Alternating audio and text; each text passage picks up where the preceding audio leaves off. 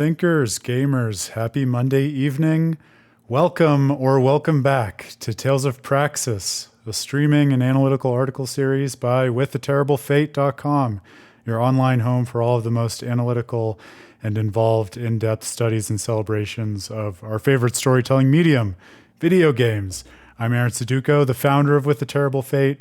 So happy to be kicking off what promises to be a very exciting and busy week in the gaming world of With the Terrible Fate with all of you. Not only are we going to have our typical Tales of Praxis streams on Monday and Wednesday, but something new is coming out on Thursday, which you may or may not know about, and we have a jam-packed schedule for that too. Grail, my friend, good evening. Always a pleasure to see you. Hope you had a good weekend. Not quite on time, but I won't wag my finger on you because I wasn't quite on time either. For those who are not familiar with Tales of Praxis already, in the way that Grail is, Tales of Praxis is a series that I started about 8 months ago for With the Terrible Fate, dedicated just to analyzing and trying to better understand the narrative language of Namco's amazing Tales of JRPG series. It's a game series that meant a lot to me growing up as a kid, heavily informed my views on gaming and storytelling and philosophy and just my identity as a person. Tales of Symphonia really kicked that off for me. It was my first narrative video game, period.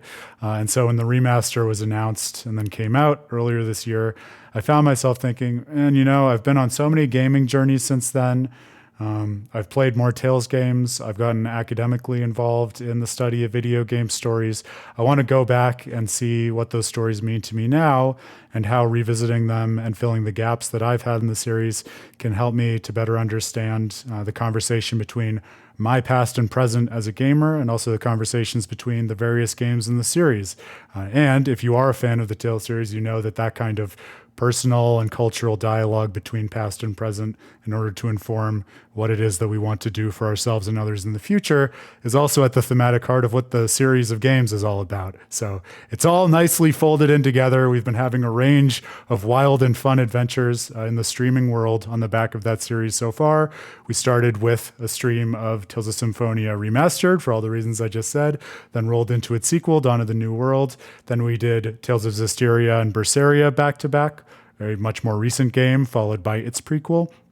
And now we are working through Tales of Grace's F, a game that kind of stands on its own in the series, also stands in a sort of temporal middle ground between the first few games that we played and the latter sequence of games that we played. So a nice middle in a lot of ways.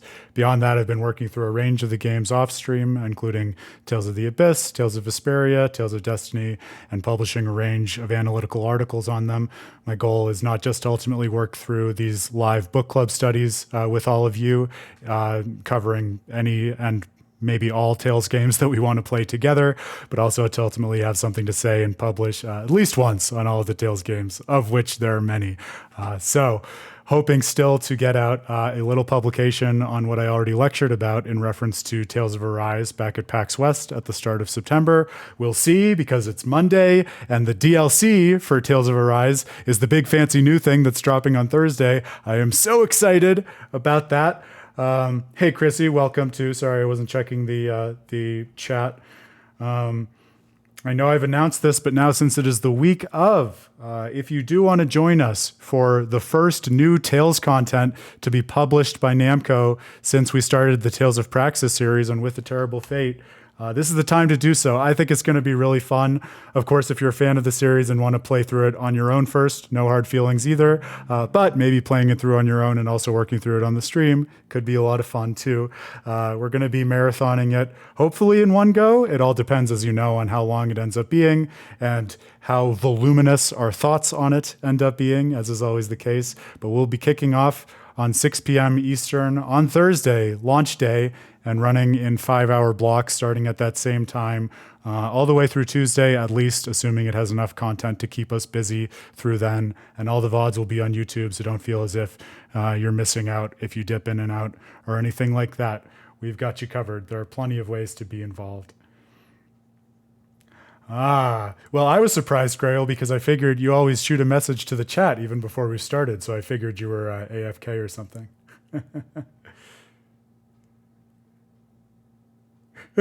Well, a Saturday morning cartoon, or also like a long running shonen anime, which I feel like is in keeping for the series, right, Grail? Like previously on Tales of Praxis, this is what you need to know. A long running anime, or hilariously the story sequences in Final Fantasy 13-2, which have the previously on structure but are introduced by characters like the Moogle, who is somehow central to the story. So pick your poison. There's a comparison and analogy in there somewhere for you. The series has been so much fun, though. We have fun here on the stream hanging out.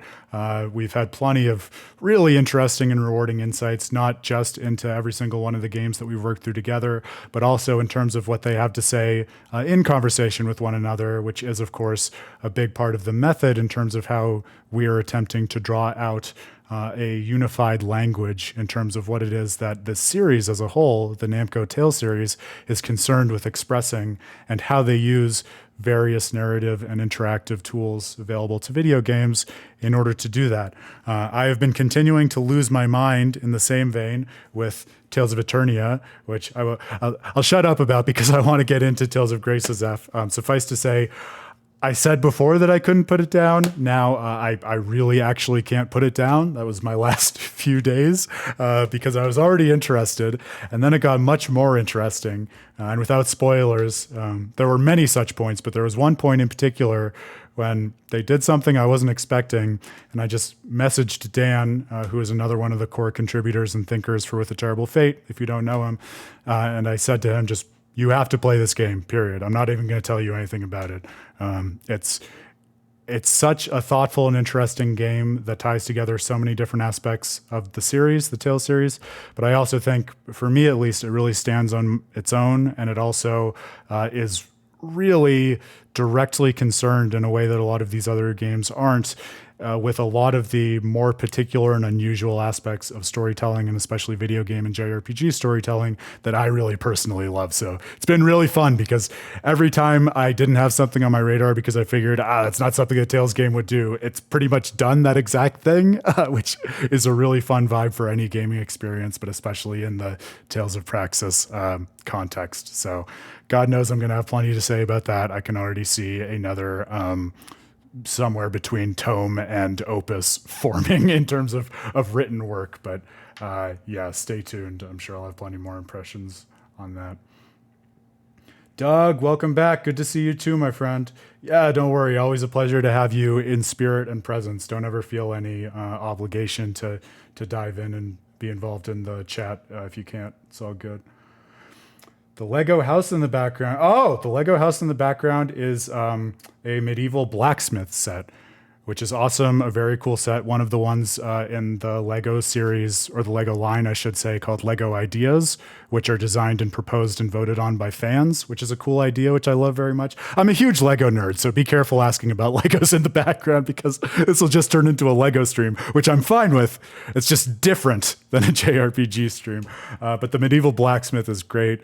Plenty of cool period details. There's a light up brick in the forge, so you can make it look as if he's actually like melting the metal for swords, which is fantastic. And it's kind of, it anticipated and is now a companion to a much larger 90th anniversary of Lego castle set. It's like a whole sort of village built around a castle that came out either last year or the year before, which I desperately want to buy and add to the collection to complement that. But it's a bit more expensive at a time when I just am putting in the final pieces in place to bankroll a wonderful adventure to Japan. So one thing at a time, as I know you all know.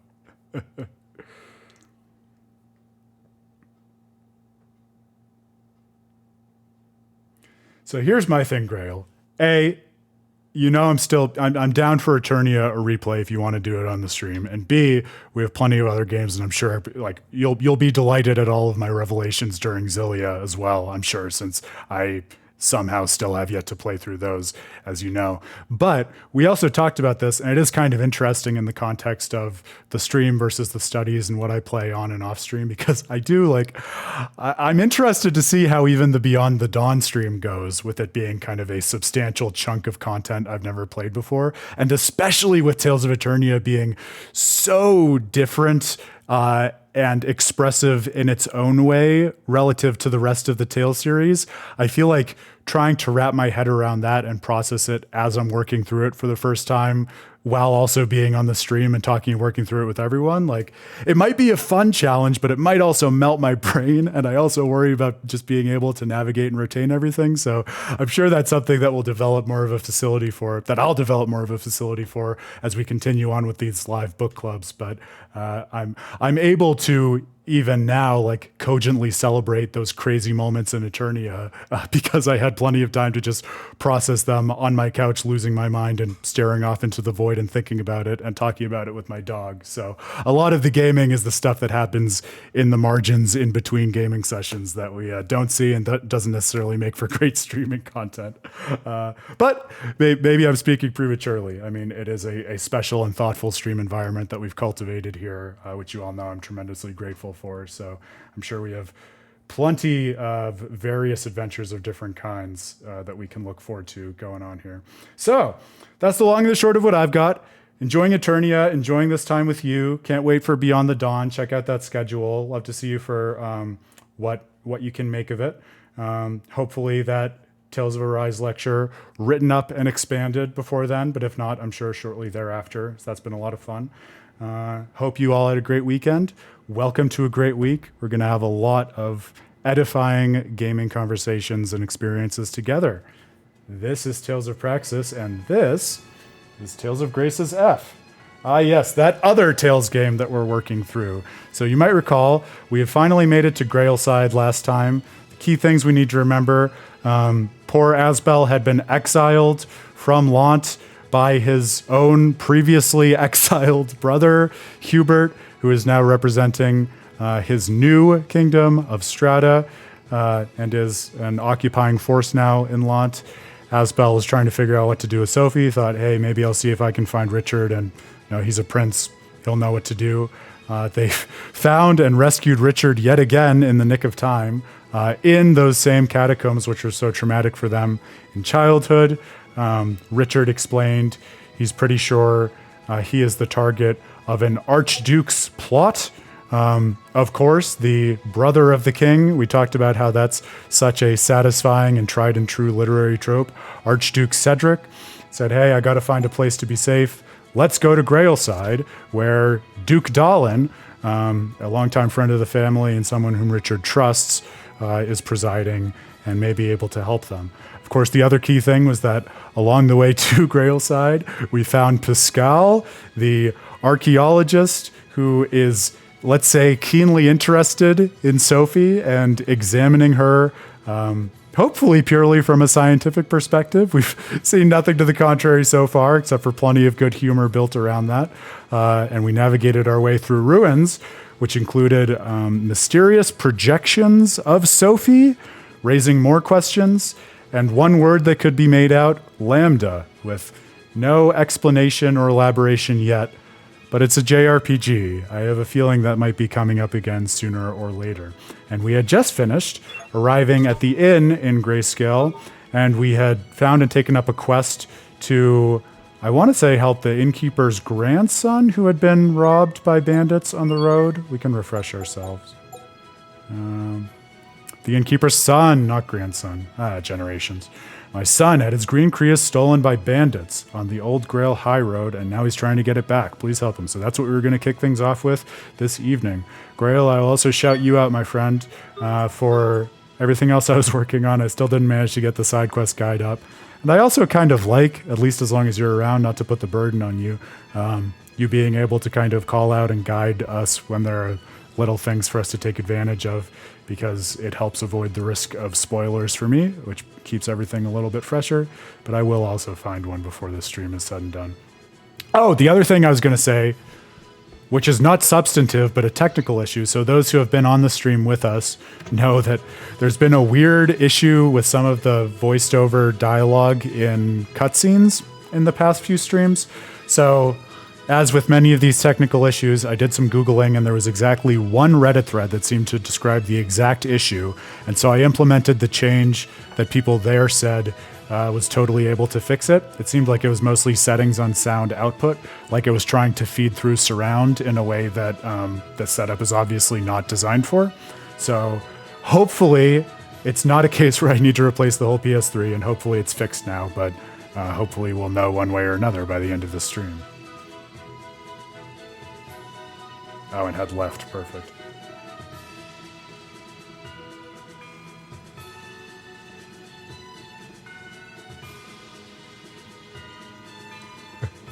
That's right, Asbel's exile, the ultimate skill issue. If he had only taken the advice of so many Dark Souls players and gotten good. But alas, he was too hung up on his past.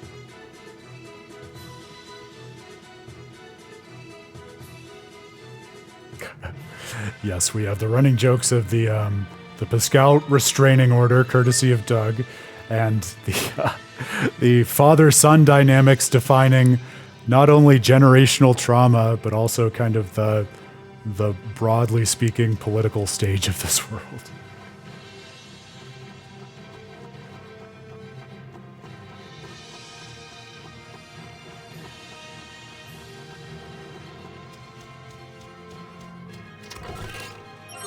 Grail, the man, the myth, the legendary GPS. I love it.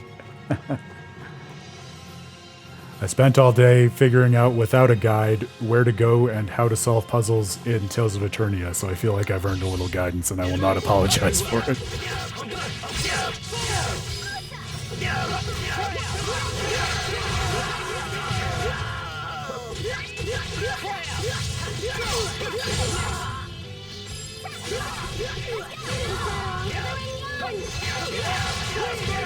I will grow strong enough to stand on my own.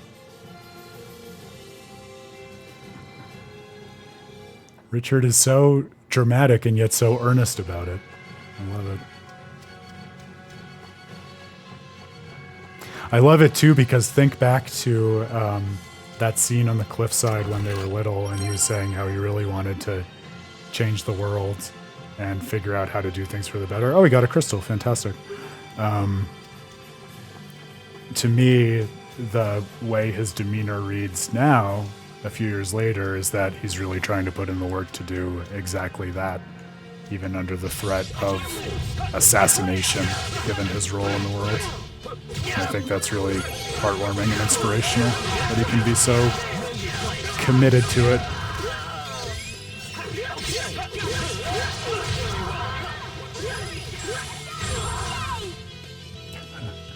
Oh, that's a good point, Grail. I hadn't even thought of that.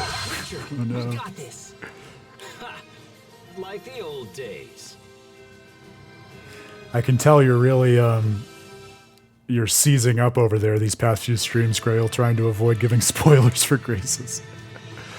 I love that, though. I know how much you feel for this game, and I do too, so it's nice to be that excited about watching everything unfold. Not as if we wouldn't be for any other Tales game.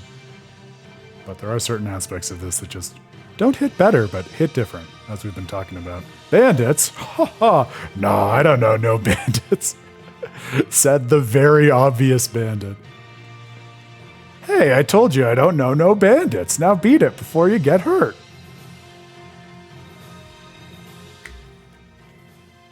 Oh, hey, we're all surrounded and stuff. Maybe you should take this a little more seriously. I warned you. Didn't I warn you?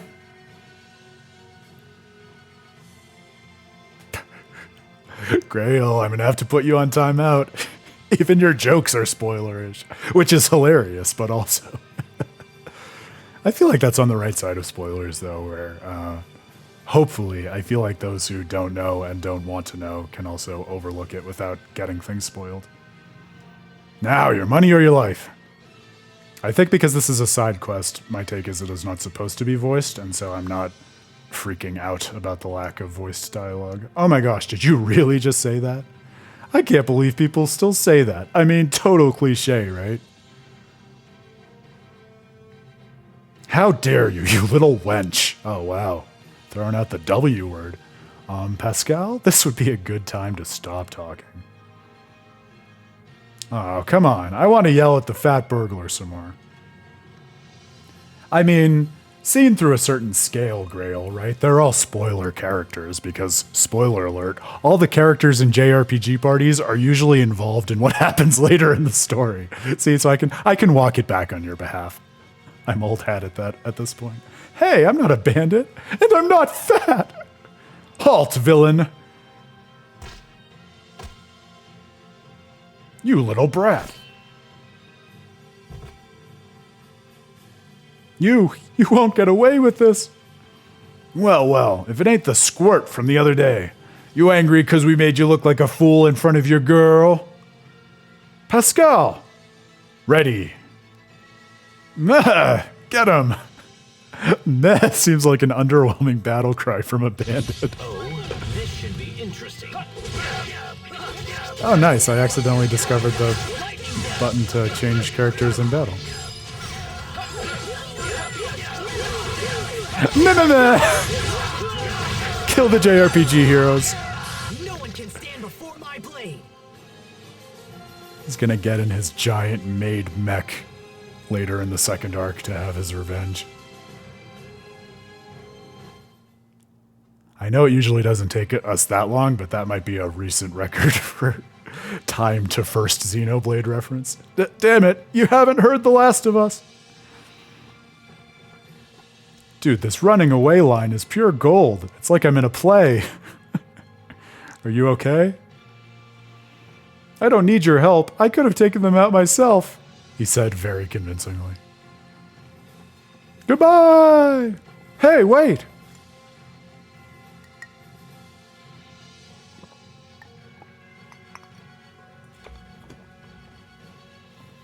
Hello? What's this? Gah! Pascal? Whoa, what's going on? What the hell is happening to this girl? What the fuck? What the fuck?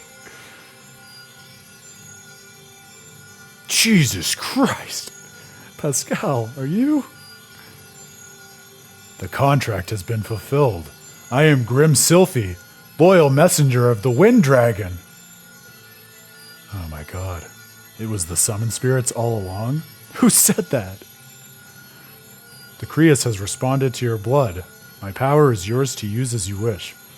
Go and improve your skills forthwith. I am eager to serve you in battle.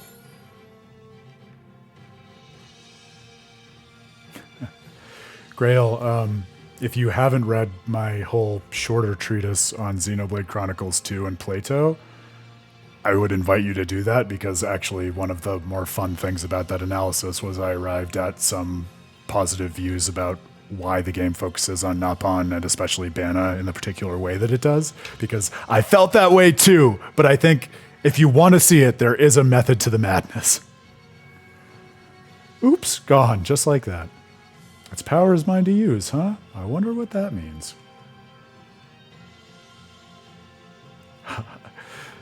Careful what you wish for with jokes, Grail. I got some views on that.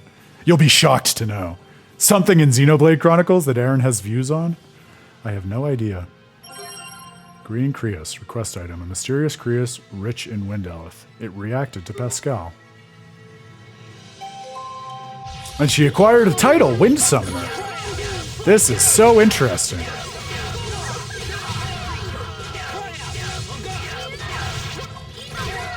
one was for the lady next door.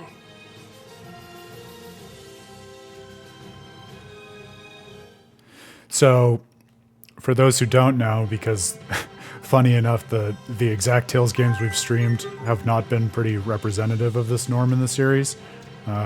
At least the recent ones, like Berseria and Zestiria, decidedly.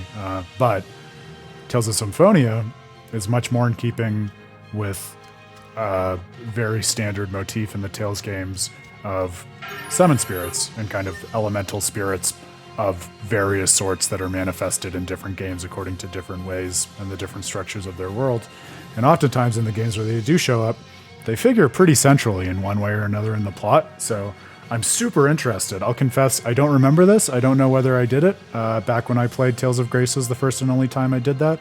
But the mere fact that we seem to be pretty early on accessing something summon spirit-like in terms of this Creus that has a certain attunement to the wind Elith, and some kind of sentience that is identified with the name Sylph. That is typically the name of the summon spirit of wind, and that there's talk of a contract with Pascal, but that all of that is in an optional, non-voiced adventure, as opposed to like centrally advancing the plot and trajectory of the world, has me super interested in terms of how they're going to play with that throughout the rest of the game. So we're going to try to do all the side content, but especially as you're co-piloting us, Grail, let it be known. I especially want to make sure we don't miss anything to do with that. I think that's super interesting.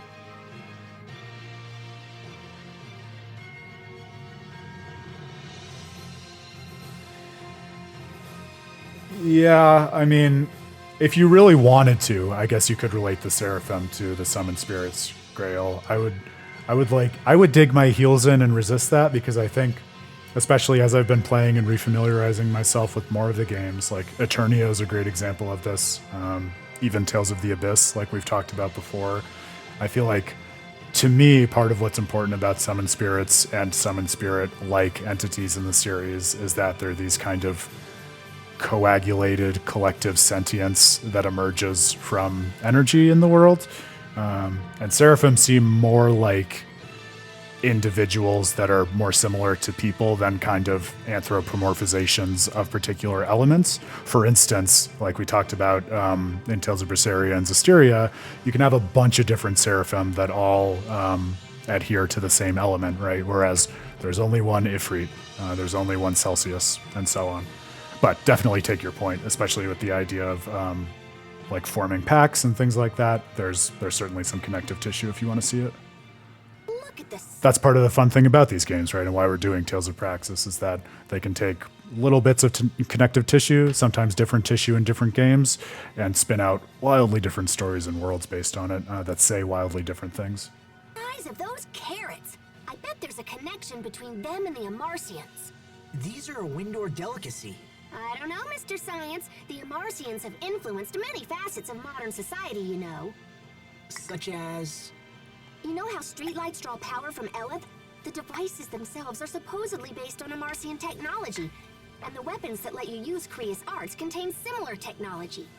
So this blade is built with the Marcian technology. Huh. Well, in that case, I guess a carrot could be as well. I know, right? I saw carrots in a book once. They were way smaller. It seems pretty likely to me. Oh, sorry, Chrissy. Thank you so much for calling that out. I had no idea that was even a thing that could induce anxiety. I'll absolutely do that from now on. If I forget about it before I make it a habit, just feel free to nudge me about it in the chat. Mary's Carta! Oh, I'm alive, Dallas! Why is this game bullying me with emotions through all of these Tales of Destiny references? I was not prepared. And they're all so fresh in my JRPG-addled mind.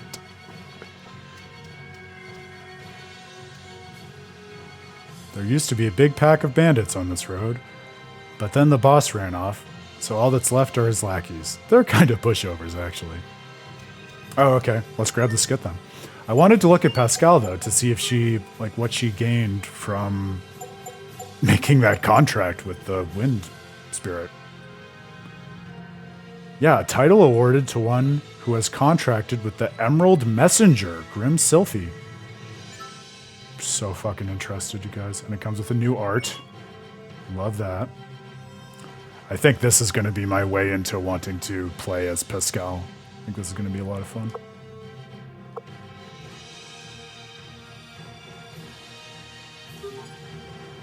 Oh, I don't think we set her her auto equip either. There we go.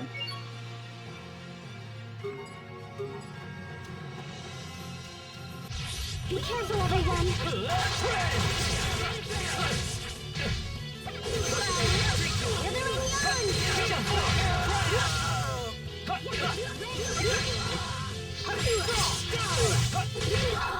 Sometimes I can't help but envy you, Pascal. Forgive me, Your Majesty. I hadn't realized. Oh yeah, thanks for reminding me of that, Grail. That makes a lot of sense. I didn't mean that I wanted your staff. Well, that's going to be a lot of fun for Aaron then working through this. Especially now being much more ensconced in the Destiny games than I ever have been before. It's been one of the fun, less substantive, but very cool things about Eternia, also running into so many characters from Tales of Destiny as cameos. And it's not cameos in the way that we've seen like Jade and Sophie in the EX dungeon, and it's kind of one central illusion in a bonus dungeon or something. They're just like a bunch of them just hanging out in the world. Like Kang, one of the extra characters whose entire character is he's just a Coliseum champion who wants to be the best, will like take you on in an all-you-can-eat sushi challenge, like random things like that, which makes it so fun and interesting, and like we were talking about, Grail, different feeling than the other ones, while also having just so many other really substantive and salient layers to it.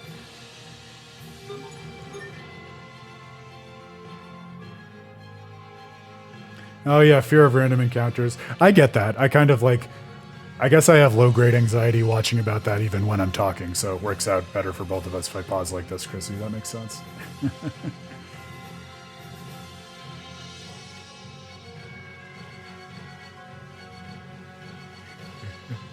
Well, we can live on the edge in a way that doesn't induce anxiety for all of us as we're working through this. It's all about a middle ground, right?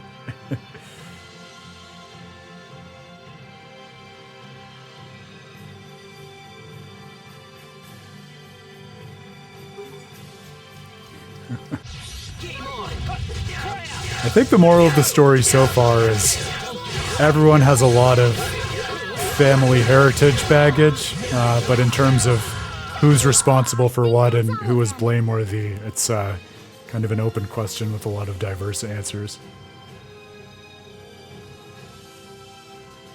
Asbel gained the Rapid Retriever title. Very cool.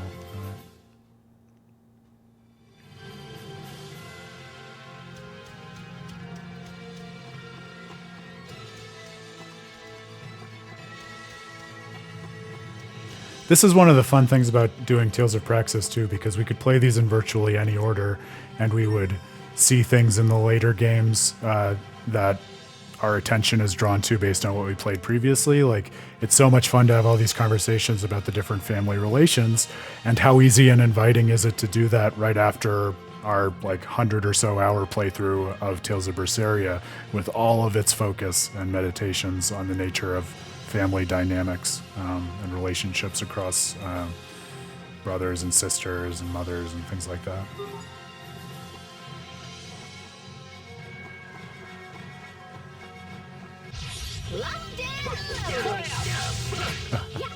Is that a hint, Grail?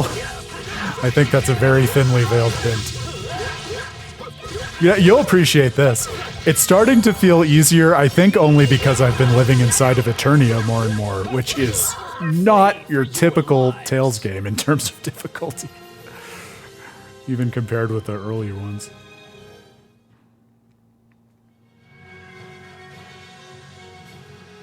Story of Seasons, Chrissy, what is that? I feel like that's one we've talked about before, but I can't place the games that you're talking about. You'll ruin the day I drew my flag.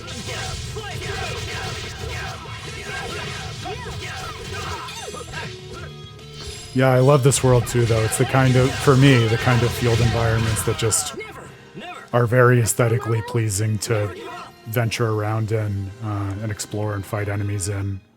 It doesn't feel like a grind, especially with the music. It just feels like hanging out on a Monday night, getting some experience and seeing some nice sights. Harvest Moon, okay, yes. That's what, if you had put a gun to my head and said, guess what I'm talking about, that's what I had in my head, but I didn't really know what you were talking about, so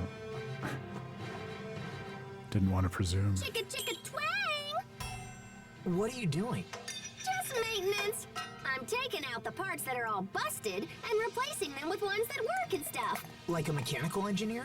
To me, one of the greatest marks of maturity, and something I've really tried to bully myself into doing as I get older, is just not feeling ashamed to admit that you don't know something and would like to know, especially if it's in an area of your life that you care a lot about and spend a lot of time thinking about. Like, it's so easy to feel like that admits some kind of weakness or ignorance, but that's never the case, right? I mean, people have their different experiences. They absorb and process different things. And especially in like a live book club setting like this, or what we do in With a Terrible Fate, trying to like study and probe these games and different ways of understanding them. Like anytime you read a video game or think about any of this stuff or do anything in life, right? Just being able to say like, hey, I don't know, tell me what you're talking about, is such an underrated ability to invest skill points in, if we want to belabor the analogy. Oh yeah, I totally do that too. Hey, do you have a screw that's about this size? Or welcome to Socrates, not right? really. To say the same No thing. sweat. I'll just shop in that town up ahead. What's it called anywho? The town? It's called Lont. Asbel, will you visit Sharia and Hubert? No, Oh, what's up? You seem kind of bummed out. it's a personal matter. Sophie, Asbel's being all cold to me. Ow!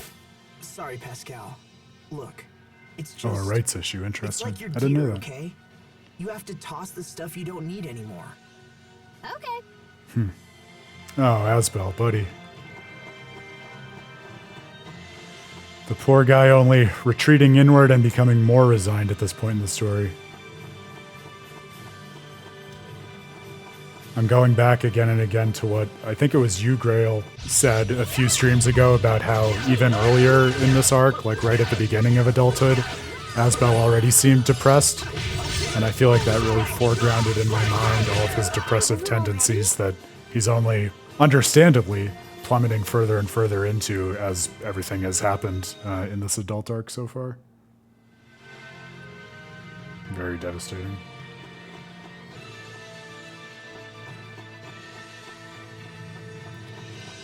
Well, are you looking at overall number, Grail? Because I think it was also you who pointed out the F in Tales of Graces, like this version of it, adds a whole other arc, right? So perhaps, you know, a big part of that additional arc was adding a bunch more skits. But if you're just talking about comparing the original games, then I don't have a good intuition as to why that would be the case. It's interesting though. I'm really enjoying the skits as always, so I am rarely one to complain about too many skits, except for the joint complaining we've done about Tales of Arises. It will be interesting to see whether they changed sort of the approach and design philosophy for skits at all in Beyond the Dawn, given how much of a slog the skits ended up being, despite being what I would say are pretty high quality skits by the end of the main game.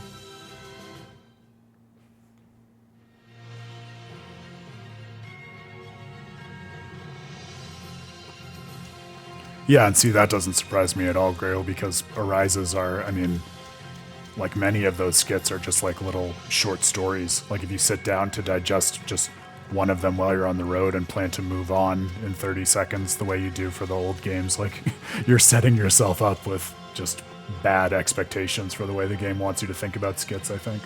Which was maybe part of my problem, because I think if I had gone into Tales of Arise without the background of the Tales series and just saw, oh, okay, it has this kind of skit-based, you know, panel-based approach to storytelling, something in between like anime and manga and video game cutscenes, and I didn't have the skit model of something like Tales of Symphonia in my head, maybe I wouldn't have felt as though they dragged so much, because I would have just been able to acclimate to their length right off the bat, you know?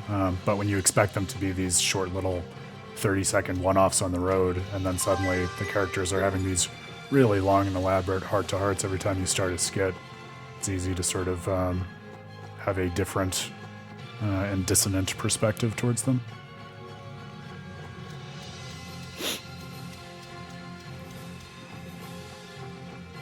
All right, we got another crystal. The turtle said he couldn't do business here because of all the bandits in the area. Where was that crystal? Oh, where'd it goes?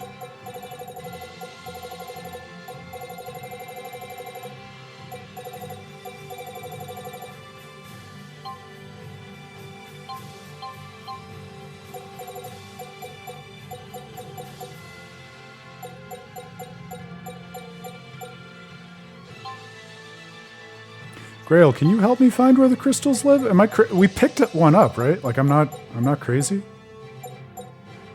Is it just because we don't have anything with which we can dualize it yet that it's not showing up on the dualizing menu? No, there it is, overgrown crystal. Yeah, we just don't have the items for it. Well, at least I'm not crazy. Not for that reason, anyways.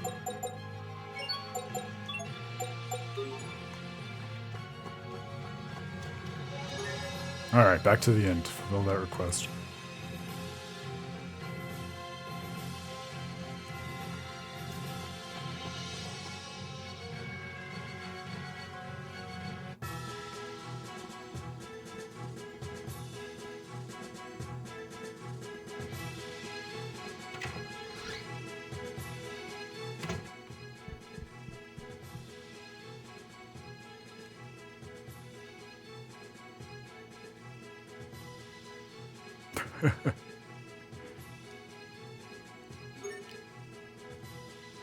You talking about for Tales of Arise's skits specifically, Grail, or just skits in general?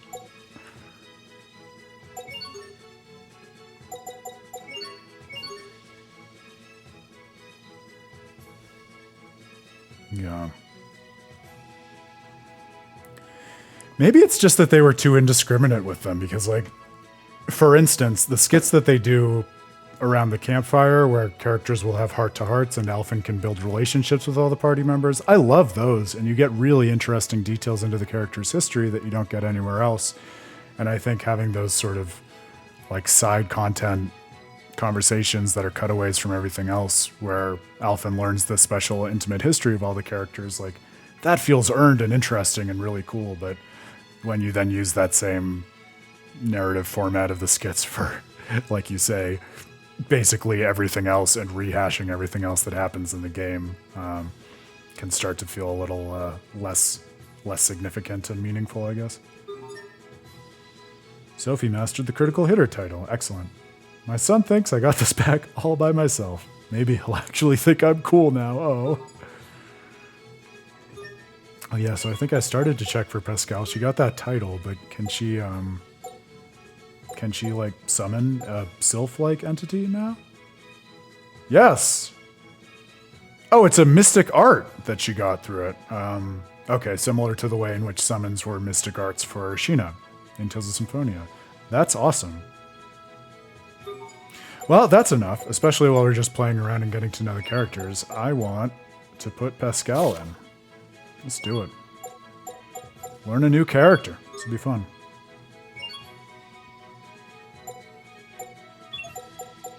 Alright, so it looks like she's similar to Richard in the sense of having physical strikes for assault arts and spells for burst arts.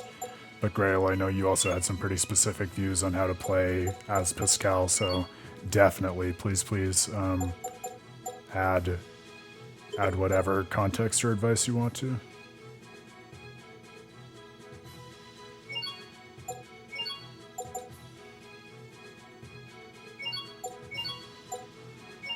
So many classics. And then Wind Needle, which is not so much a classic. But sounds from the description to be basically just a reskin of Windblade, which is a classic.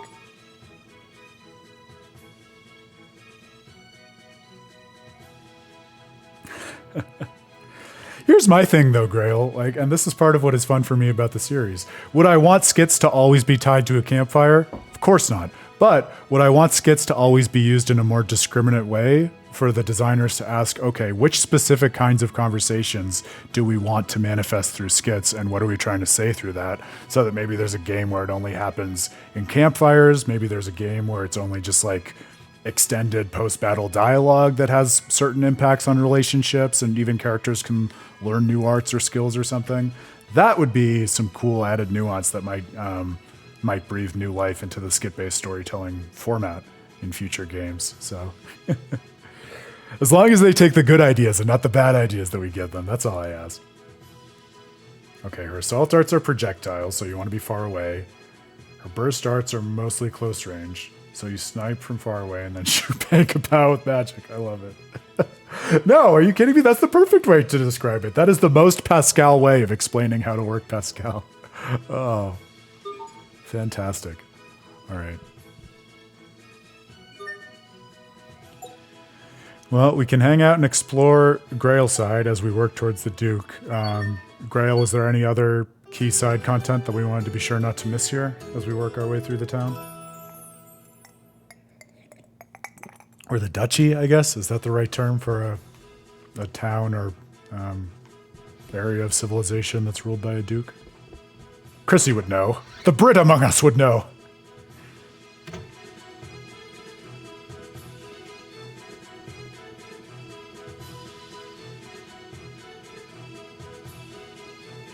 Oh, back door to the inn. Fantastic.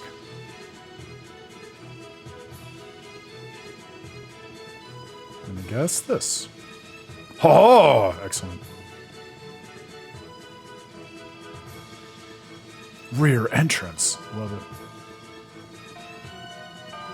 And bells. Oh, now you're speaking my language, video games. I love a town that's organized according to a ringing bell. Bells of glory. Love it. Makes me think of Laston Bell.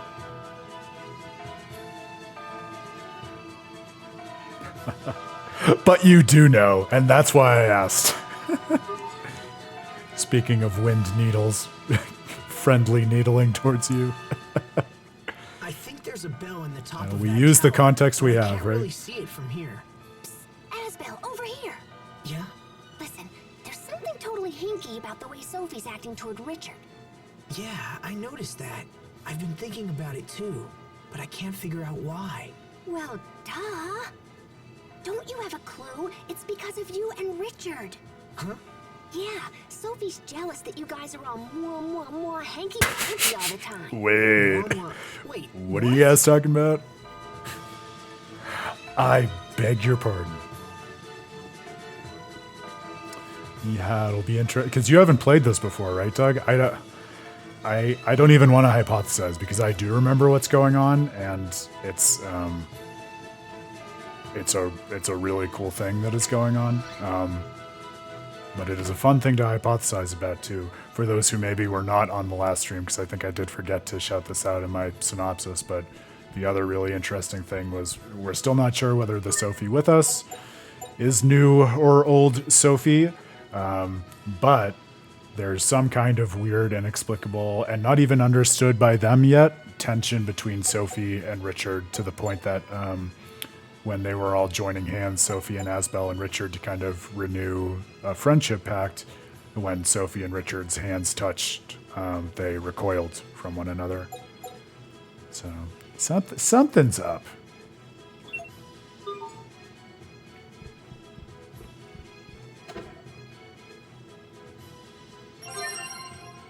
Best princess stories. Love it. Series of 5 books that collect stories about princesses from various worlds. I think we got that already. Maybe it's just a kind of valuable that can be sold, and there's more than one copy of one book in the world. What a concept! A publisher printed more than one copy in a JRPG.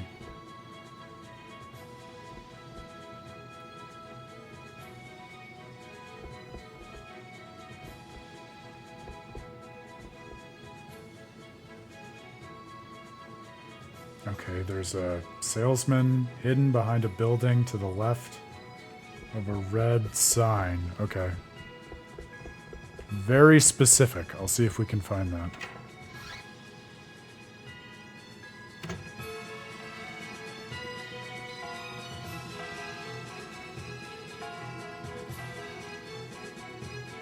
Up as in, what, up the main street? Oh, here's the red sign. All right. Spellbook sold here. Here? Where? Back there? I'm interested.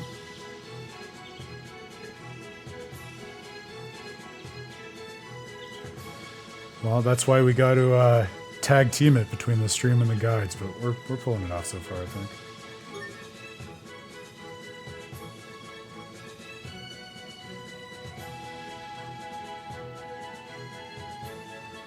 Yeah, I would be really interested in that history as well, Chrissy. I could not tell you, but I'm sure it's an interesting history. You drive a hard bargain, friend, but very well. 3,000 gold, and not a gold less. Spellbook of Dissolution. A spellbook that takes any items you win in combat but can't hold and turns them into Eleth. Oh, I love that. Spellbooks can be set to your Eleth mixer. They provide various effects. We already learned that. The Spellbook of Dissolution kicks in when you acquire excess items after battle that you can't carry. Basically, it transforms them into Eleth. Awesome. And an Imp plushie. Oh, I love it. Dawn of the New World, I think is where that Imp came from. It's the first game I remember seeing it in, and the only game. Cool way of doing callouts to the different games, those plushies. I don't know if I mentioned that last time.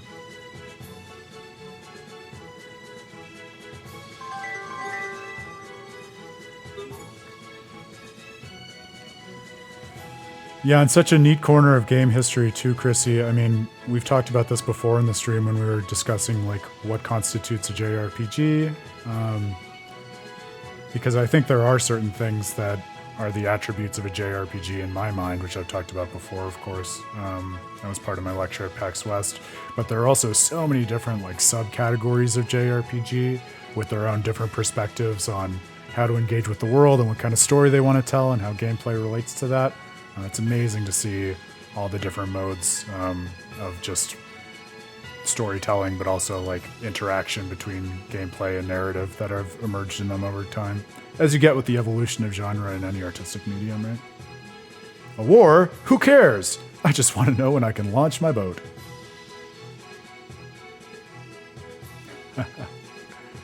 We should also put a timer on the stream of how long does it take before Chrissy mentions Muse, which I also love. Great minds think alike, Grail. I was going to just check out the port real quick. And then we can on with the main story.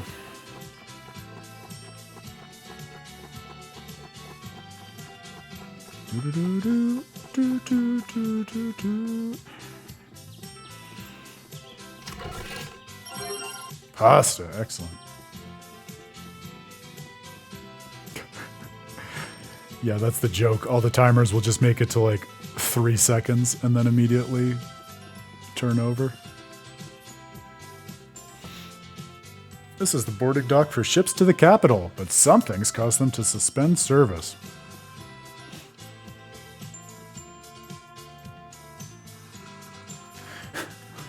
No, I'm the worst kind of person. I opened it in a tab, Chrissy, and then I forgot to go back to it. So thank you for the reminder. I will check it out.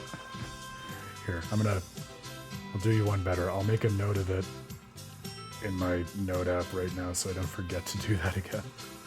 That'll be good music for while I'm working after the stream. Transportation to the capital has been suspended, and I can't tell you why. Once all of Acreus' Eleth is used up, it's pretty much useless. Apologies, but we're not in service at the moment. Alright, not a very exciting port. But we did it!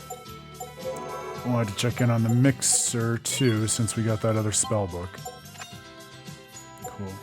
It's nice that you can slot more than one in. I could imagine a game making it the case that spellbooks have cool effects, but you can only use one at any given time in the mixer.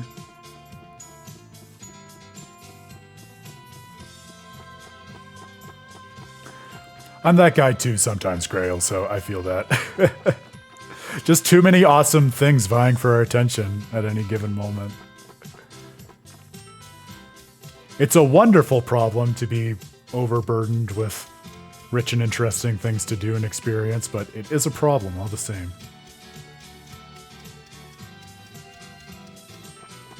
Yeah, that seems like a good hypothesis for why the port is closed, doesn't it, Doug? King Cedric.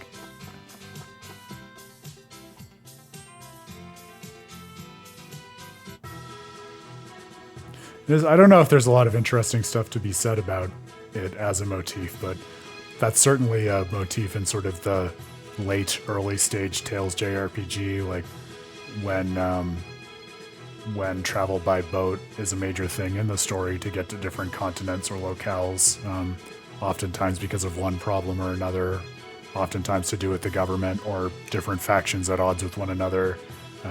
various ferry lines and boat channels will be closed. Central Square is south of here, huh?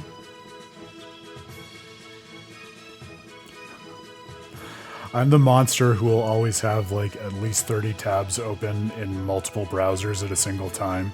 And I wish I could change. I don't want to be that way. My computer doesn't want me to be that way. I know it's not great for its RAM or anything like that, but I am what I am. The thing that is always nice is, for instance, when I'm working on a really big study for With a Terrible Fate, like I'll have a million tabs open with references to wikis and YouTube videos and, you know, secondary and tertiary sources and my own drafts and notes and things like that. And after I hit the publish button on whatever it is I'm working on, then I can go back and just close and destroy all of those tabs and external resources. And that is really satisfying because it feels a little bit like I'm cleaning up my life at that point. Sir, nothing to report, sir. Duke Dalen's manor is just ahead. Why are they calling Pascal sir in such a deferential way?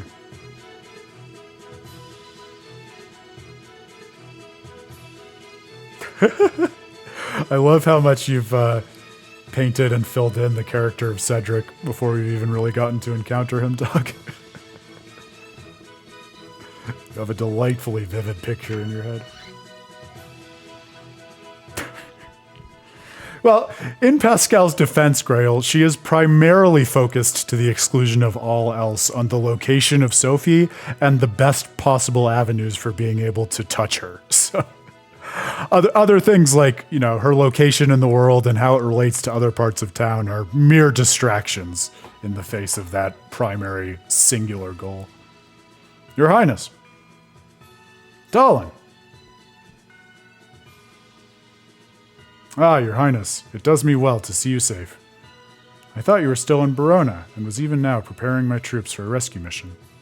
I'm sorry to have worried you, but I will put your troops to good use in the coming days. I intend to defeat Uncle Cedric and avenge my father's death. I pray you will support me in this, Dalen. All that I call mine is yours to command, my lord. Ah, so nice to have good friends. Now please, rise. Let me introduce you to my friends. Yeah, don't think that I wasn't thinking the same thing, Grail. I'm optimistic that it's not voiced because I feel like when we have been having this problem, it's been intermittent as opposed to through entire scenes. But I'm sure time will tell. We'll have more scenes that are clearly voiced to test this against. Let me introduce you to my friends. This is Asbel. It is by his hand that I was able to escape the capital. And this is Sophie and Pascal. Both have been a great help to me as well. I am Asbel Lant. It's an honor to meet you, sir. Asbel Lant. Of the family Lant? Yes, sir. I'm the eldest son of the late Lord Aston. I see. Well, you have my eternal thanks for saving His Highness. I could do no less, sir. I consider it my duty. These are indeed strange times for Lant. It seems Strata has seized de facto control of the area. Can you tell us of the current situation, both in Lant and elsewhere? We need to plan our next move. Of course. This way, please.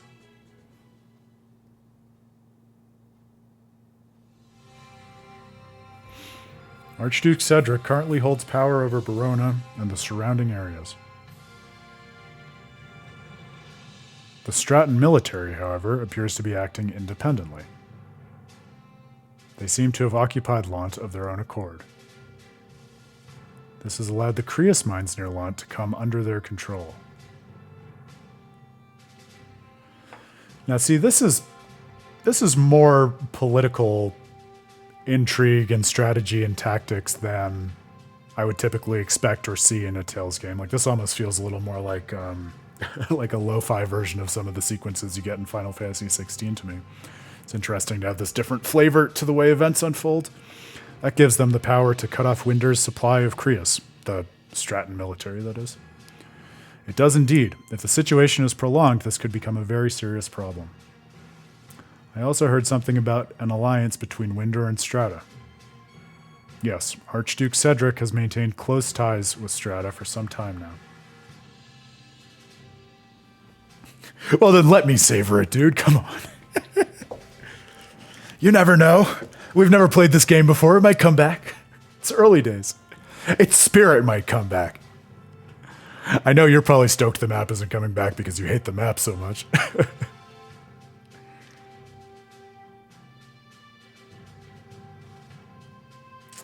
Oh yeah, interesting. In the struggle for like supply to Krios mines, similar to sort of vying for mana and also vying for control of X-spheres and X-sphere mines. Yeah, that's a great connection, Chrissy.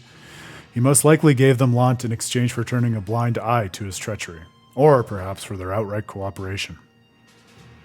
Oh, is Hubert a traitor? I'm sorry, Asbel. That can't be easy for you to hear.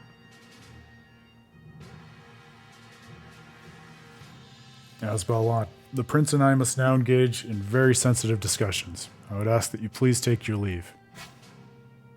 Wait, you must allow me to help you take back Barona. I want to help His Highness however I can. I would ask this as well, Dalen. I need Asbel. Very well, if that is your wish. Thank you, Dalen. Let me explain our position. I think it's certainly a theme that we see in a lot of JRPGs, Grail. I would say so. And I can think of other Tales games that are also sort of similarly interested. Think about stuff like everything to do with vying for political control over the world through Blastia in Tales of Vesperia, or like the influence of the Oberon company and all of their various trade routes in terms of lenses as a power source in Tales of Destiny.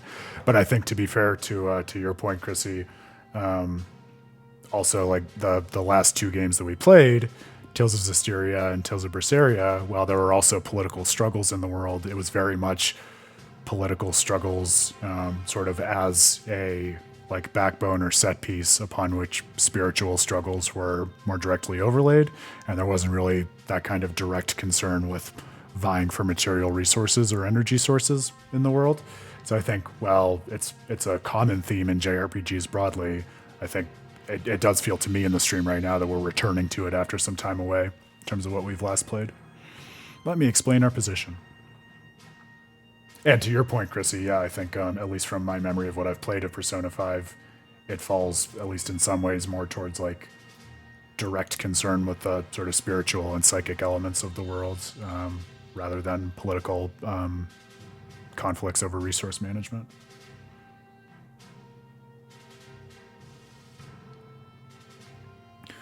But there is but one road to the capital, and it leads through Wallbridge.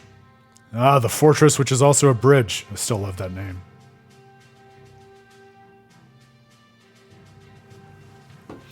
Yeah, it'd be interesting to get a history of how the kingdom was formed over the years, wouldn't it? Because it is a an interesting structure for a country. The Archduke, perhaps anticipating an attack, has garrisoned a large number of troops there. A direct attack on Wallbridge would be suicide. If we can't go through the front, how's about just poofing right into the middle? You didn't see it, but there's a second device in the ruins that'll zap you right into the fortress above. Really? I see, so we could send someone to infiltrate Wallbridge and open the main gates. Is that possible? If so, it would put us at a distinct advantage. Allow me to infiltrate the fortress, Your Highness. I will carry out this mission without fail. Pascal, will you come and help me with the devices? You okay? I will go as well. I fight this battle for my late father. If I am to avenge him, let it be with my own hands. Yeah, just to tie off the discussion about resource management, to not lose it.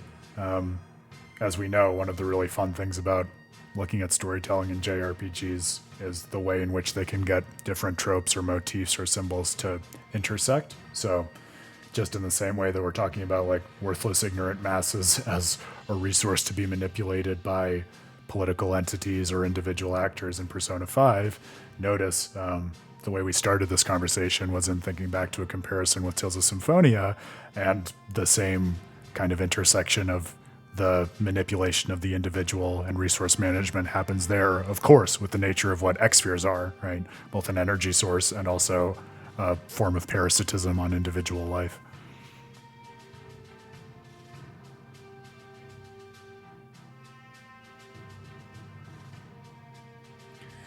Yeah, but I feel like, at least from the windows we've seen into Windor yet, Windor, that's kind of fun. It seems, especially with sort of the sort of person who has seized power, like more of a monolithic entity that rules sort of through authority rather than a range of different diverse factors. Although, I don't know, I said that, we've gotten a lot of commentary into the fact that there are a lot of like individual lordships that operate semi-independently. Like that was one of the main points of discussion when Asbel was going back to Lant and hearing about the struggles that his dad had been having defending Lant and not being able to get help from other lordships. So maybe it is just like there's diversity within the kingdom, maybe to the point that we were making about it being sort of a weirdly structured landmass or coordination, but just the central government is not very good at exerting itself over the overall range of it, which would make sense in terms of some of the struggles and conflicts that we're seeing. Yeah, another good point about Gralesyde. Grail. Try saying that 5 times fast. I fight this battle for my late father. If I am to avenge him, let it be with my own hands. Your Highness. Enough. I'm going. Now let's gather the commanders and plan the rest of our strategy. Yes, sir.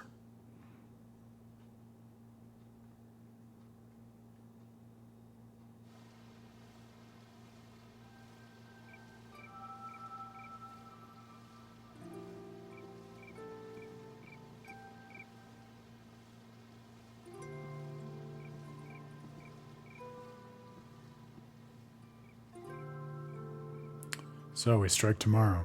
Things are really moving fast. Asbel, I'm sorry.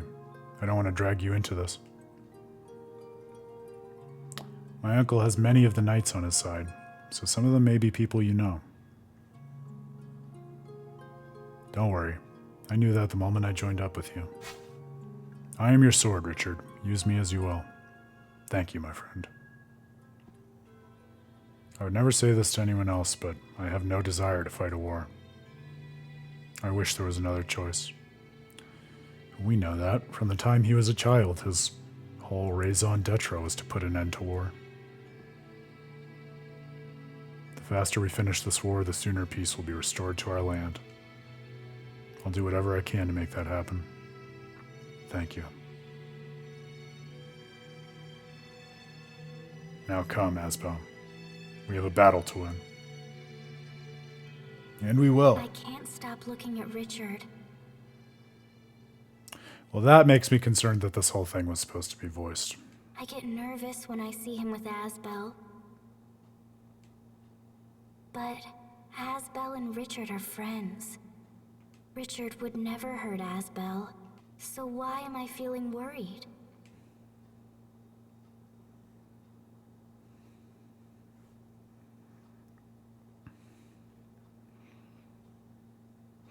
Yeah, absolutely, Grail. It's you can't overlook a map. It tells so much of the story, especially in a story that is concerned with the relationship between different kingdoms and peoples.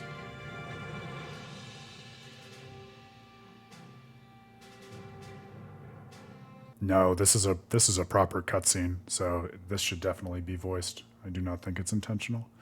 Let me see if I can try to change this on the fly. And if not, I'll just shake my fist at the sky, and then we will, just try again. Oh, but it's going to make me quit the game. All right, well, I'll read over this cutscene, and then I'll see if I can fix it. Oh, I'm sorry, everyone. I tried to fix it for what it's worth. I just must not have done quite the right fix. Or it's a different issue. Okay, today we march for the capital under the command of His Highness Prince Richard.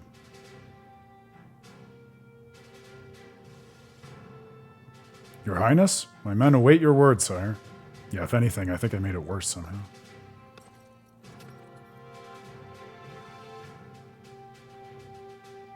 Men of Windor, today we strike a blow for justice. I expect great things from you. May the wind guide our blades. May the wind guide our blades. All men, move out. Hoorah!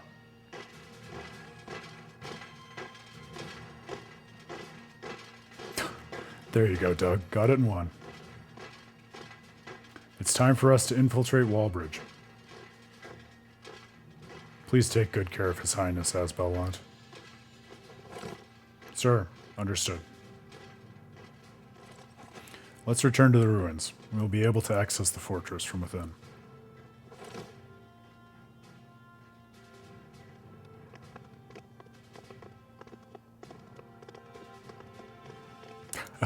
You're being very generous, Grail.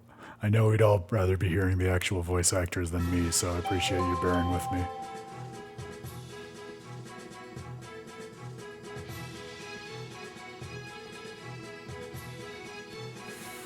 They don't call it Windblade for nothing. Alright. I'm going to save and see if I can tinker with the sound settings. If you all bear with me for a moment. And hopefully that will improve things. And if not, I'll just throw myself into the ocean. It's an empty threat. I'm in Colorado, remember. It would take a lot of effort to throw myself into an ocean. All right, let's see. So what it was saying was that it was with some kind of confused routing of surround-related stuff, like basically it was coming through on the wrong channel. So what people on Reddit were saying, which I always believe implicitly when it comes to tech stuff, was 2 channels was the right way to port it through and to get it to actually come through on the stream. So I didn't have all of the 2 channels selected. I just added the extra ones, and so I'm hopeful that will fix it. We'll see. Only one way to find out.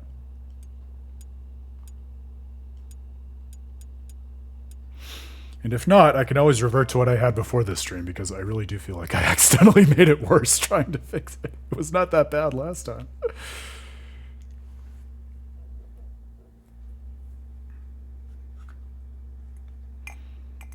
I do love that line, "May the wind guide our blades." It's a cool battle cry. I can see why it would be something that you would remember, Grail.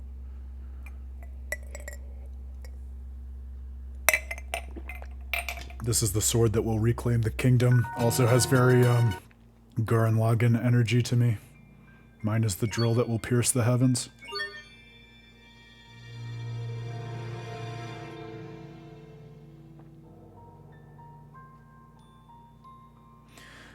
Well, I hope this goes without saying at this point in the Tales of Praxis adventure, but if any of you find very cool and especially obscure Tales merch, send it to your boy, because God knows I'm already a monster with my collection and I need an excuse to just continue to build it.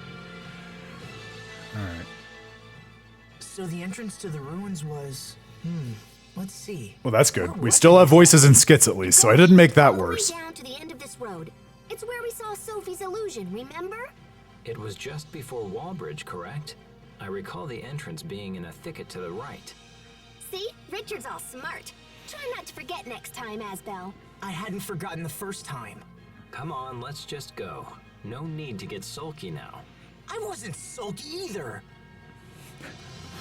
It's actually one of the less sulky moments for Asbel in our recent adventures.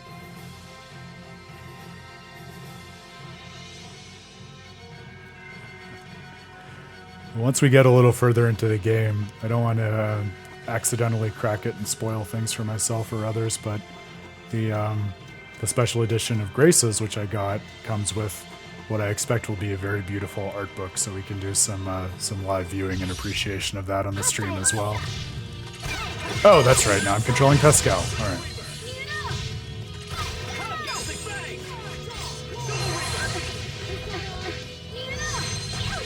Yes, but I am of the view that if we're going to spend our capitalism dollars on anything, like, nice to be able to use it as a way of honoring and appreciating and marking the media and life that we enjoy and have gotten a lot out of.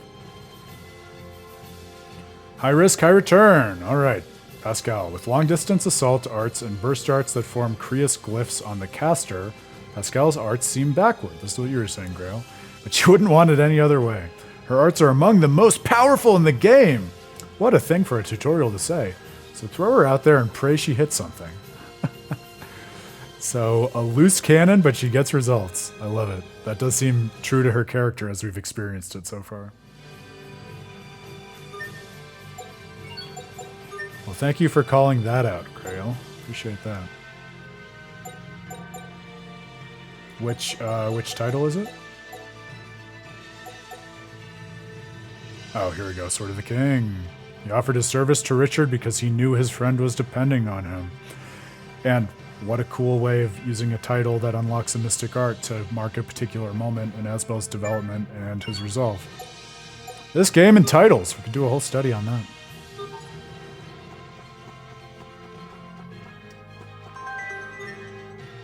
Oh, that's right. I remember you saying that, Grail. Well, I'll take a few battles to try to get a handle on her, and then maybe I will switch to manual once I have a sense of how I'm trying to deploy manual with her.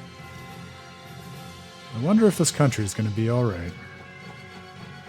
I hope so, buddy. I hope so. I'm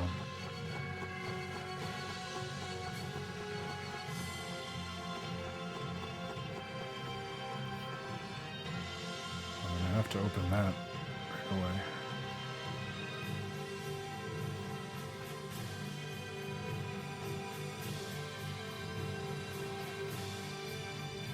Oh, it's a T-shirt with the cover art for Tales of Symphonia Chronicles. That's fun.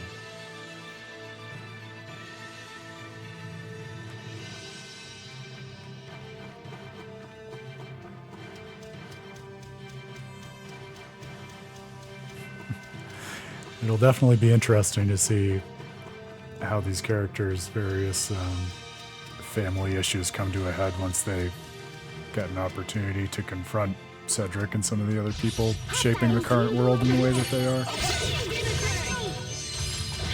So, I'm going to go far away and then try to use her assault arts. It is backward. Like I'm so conditioned already to try to run up to the enemy and then use assault arts. There you go. There's the line. Wow, that's cool, Grail. So is what you're saying that title gives him a unique piece of after-battle dialogue? Because that is awesome. What a cool way to add depth to the dimensions of a character represented by their titles.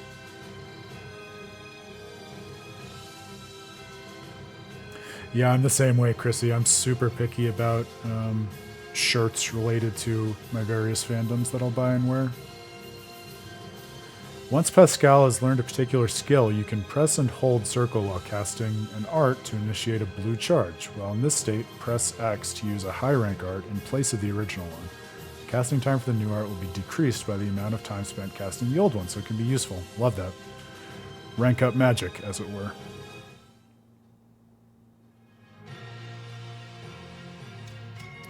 Yeah, I'm sure I didn't clock it because I wasn't looking out for it. That's awesome, though. I love that. And now, God knows I will be looking out for all of those as we go on. I think I have a million Panacea bottles, so I should probably put something more useful in the mixer.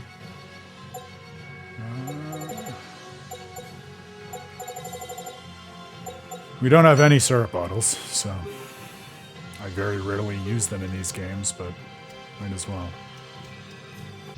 We have visitors!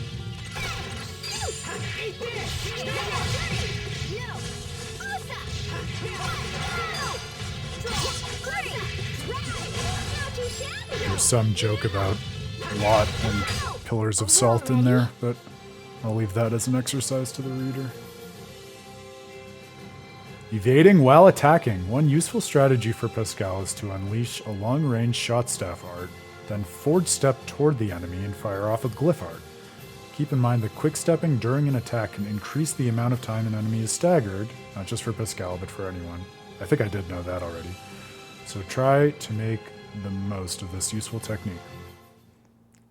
This does seem like a pretty good case of practical advice and tutorials for helping you to wrap your head around characters with their playstyles.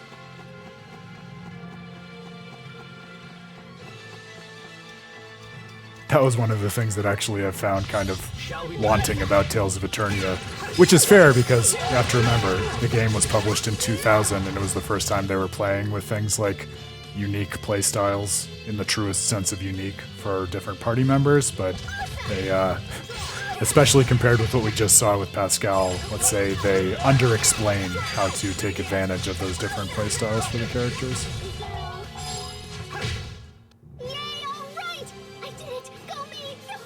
There she goes again.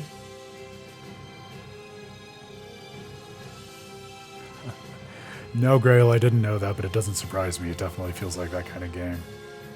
No, I'm at the point in the game where I'm just trying to figure out how to use or deploy Mystic Arts at all.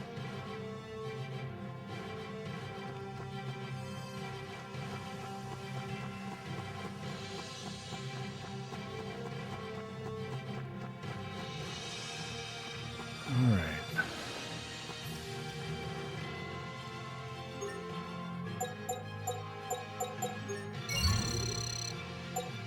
Is there anything else useful that we can dualize before we go on here?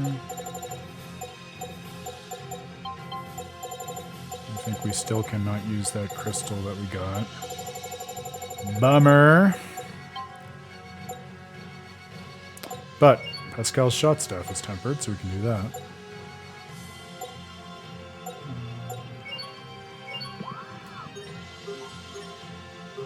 Excellent. And we can get a new gem.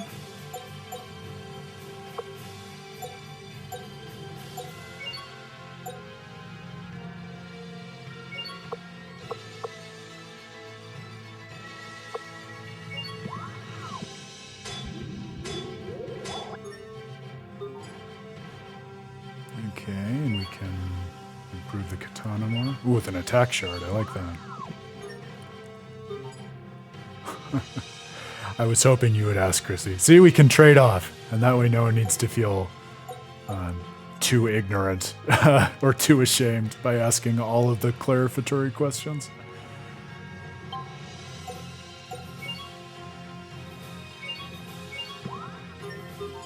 Alright, alright.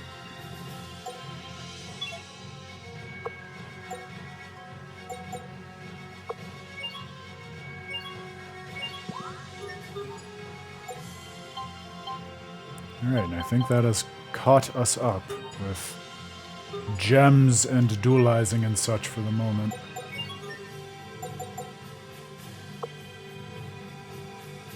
That's a good gem. That's a good gem. That's a good gem.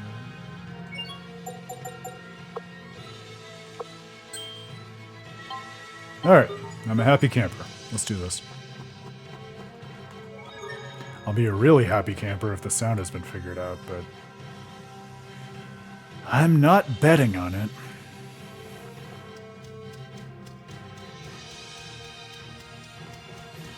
It makes you realize and appreciate, or it makes me realize and appreciate at least what a big jump the PS4 was from the PS3. Like, PS3, amazing system, does so many cool things, but with little technical things like this, a lot of different ways in which things can go wrong, whereas the PS4, in my experience, just seems to simply work in a very nice way. So there's the illusion of the girl and then Lambda. Could that mean that Lambda... Are you thinking about something?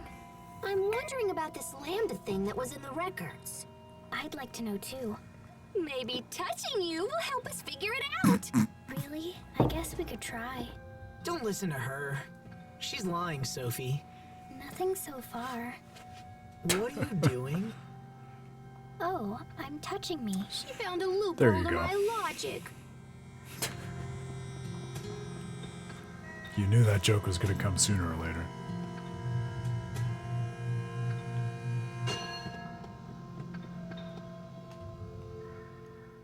There should be a device here that lets us exit from the ruins into Wallbridge above us. Okay, let's go find it. They take the time to put in a little skit giving us directions, but don't actually give us enough information for them to be useful directions. Like, hi, it's me. I'm still living in fear of getting lost in these ruins again. Be careful, everyone. Okay. Lightning blade.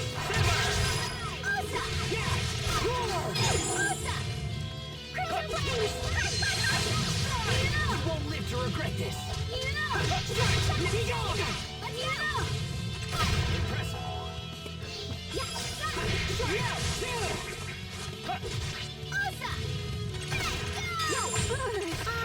That sounds like a lot to wrap one's head around, but the details certainly have me interested. This is the problem. This is what I'm saying. There's always too many interesting media to sink your teeth into and never enough time. Oh, thank God that was not anywhere near as hard as I feared it might be. Are there voices? But I feel like this is the kind of scene that could go either way, which is making my life worse. Before we enter Wallbridge, let's go over the plan one more time. Wallbridge is divided into northern and southern sections, each with a bridge that operates independently. Our ultimate goal is to lower the south bridge and open the gate there. However, if we can raise the north bridge, it will cut off my uncle's reinforcements. Thank you, Grail. Yes, I remember reading that, but I clearly haven't processed it in battle yet. I'll play around with that next time. I'd like to deal with both bridges while we're there. Alright, so the north bridge is the optional one, it sounds like, so we want to do that first if we can. Oh, but looks like that's the first priority anyway. Perfect. After the forces are cut off, then we proceed to lower the south bridge. Perfect. Understood? Good. Pascal, if you would be so kind as to activate the device. Sure. Let's give it the old chunk, and then bam. Easy peasy, nice and breezy.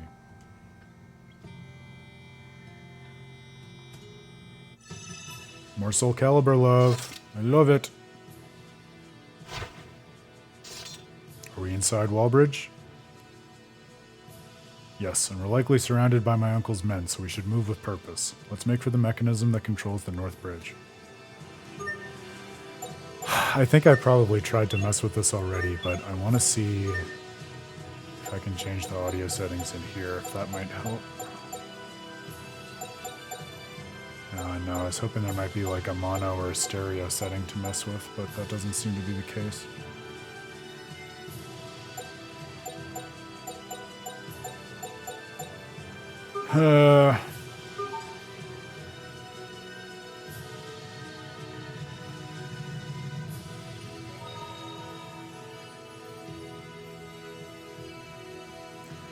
Okay, well, so at least you know of one scene that is voiced, so we can have a litmus test there.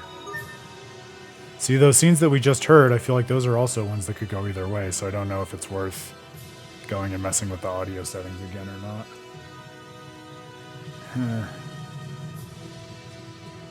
Well, we can advance a little bit, I guess. See how it goes.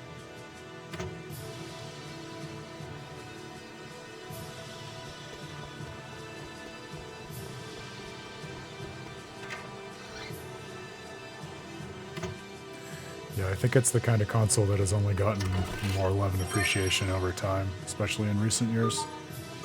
I hear talk of the Dreamcast coming up all the time in certain circles nowadays.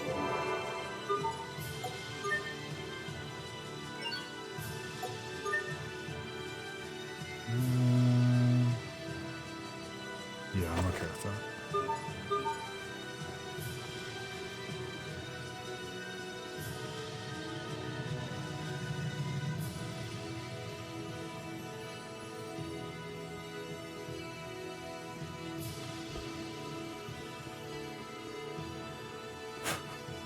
Door leads out onto the bridge, but there's probably guards and stuff. Let's leave it for now, yeah?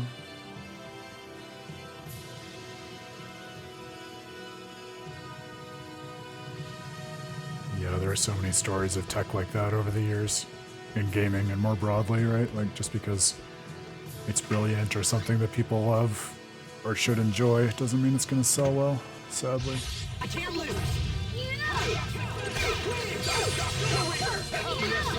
Draw out the pain.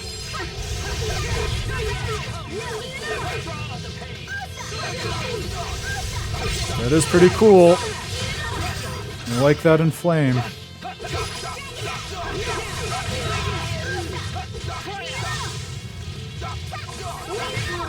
think that's all of them. Figuring out the exact range is a bit of a trick, though.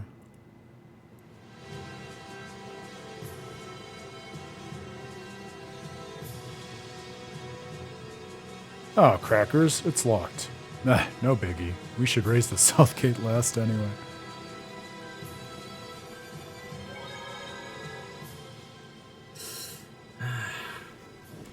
Richard, are you wounded? No. Yeah, thanks, Grail. frightened is Appreciate all. that. Whether they're traitors or not, I'm still raising arms against my own people. It pains me to think of it. You don't need to suffer like this, Richard. All of your fear and doubt, let me bear it for you. That's why I'm by your side, after all. I need you to keep on. That's the only way I can be saved. How will that save you? Being your sword is a kind of salvation. I don't have a place in this world, but your hope gives me hope. In that case, Asbel, let's continue on. You got it. Well, maybe not the healthiest way to be, but it seems like a healthy way for Asbel to find a path forward for himself out of the despair. Especially to serve as the sword of someone who trusts and appreciates him so deeply, like we were talking about last time. Richard, we got this. Like the old days. Oh, I love that. Yep, that is definitely some pretty fast casting, Grail. Good looking out. Let's do this.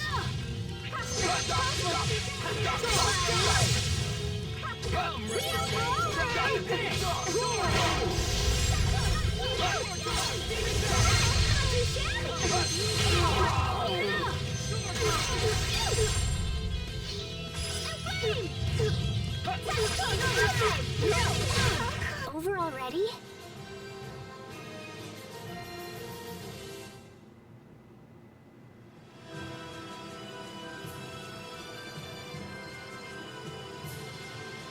Voices or whatever coming from the other side. Oh no! That's not what I want to hear. Sounds like a lot of people. Big, strong, angry people. Let's steer clear for now, okay?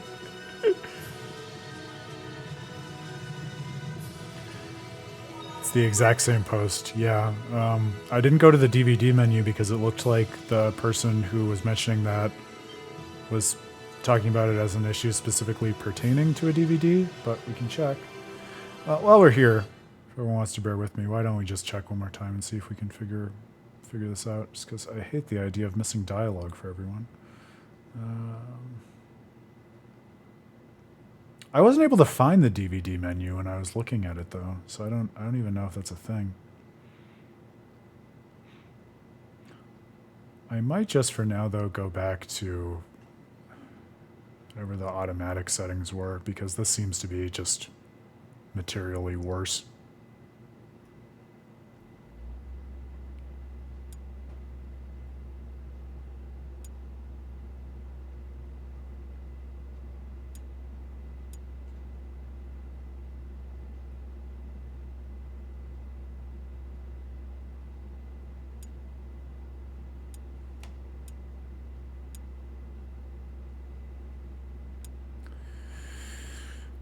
I'm going to try this. The multi-output seemed to be what it was asking about, and I thought that was on, but I think when I changed the output settings here, I think that was toggled off. So now this is on. I'm cautiously hopeful that might fix it. So I didn't clock what it was last time, but now it's definitely set to on, and that seemed to be what people were saying would solve it. All right, let's try this again.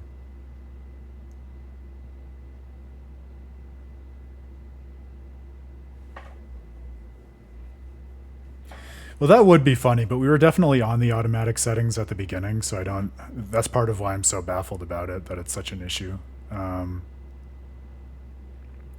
But, I mean, it sounds like you found the same post that I did, Grail, and it seemed to be saying that, like the multi-channel downscaling thing that I just turned on, as much as I could make heads or tails of what most people were saying, that seemed to be sort of the the core unifying theme, so that was the annoying thing too, though. Is like, as I was just saying and showing, I feel like I tried to change the settings more than once and it also just wouldn't stick, which was maybe just because I was doing it in the wrong way. But anyway, we now have the multi-channel on, I think, I hope, I pray, and the rest is automatic, so I think this is the best shot we have. And if it doesn't work, I'll throw up my hands and try to troubleshoot in depth before the Wednesday stream.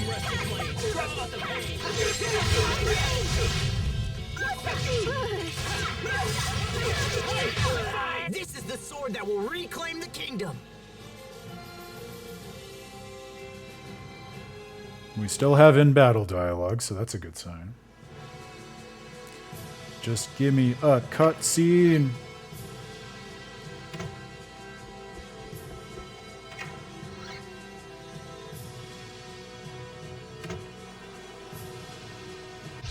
I can't lose. The good thing about having played Eternia all day, Grail, is that this dungeon does not feel like a maze to me compared to those dungeons, so I know I'm going to say that and then jinx myself and get hopelessly lost, but right now I'm feeling pretty good about the navigation situation. Nice, Richard. That was impressive. Well, I'm nowhere near your level, Asbel.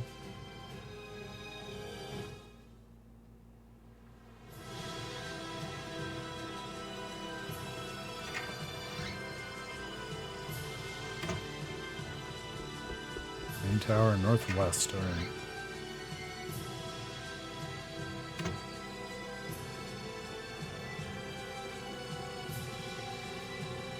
Oh, it's a longer bridge than I realized. Here we go. Perimeter tower northwest, okay. A Darkshine crystal, alright! We haven't even gotten that many unique weapons from the crystals yet, but they've done a good job of representing them to us and telling us about them in a way that I'm delighted and feel like I'm really stumbling upon something special every time I find a crystal. Be ready for battle. Yeah, I mean, we haven't run out of new paths yet, which is always my first go-to intuition for finding my way through JRPG dungeons.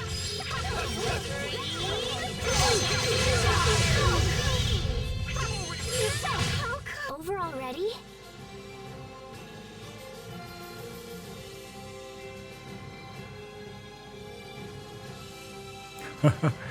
That's a great name for a title Richard got. Student of Lordliness. Alright.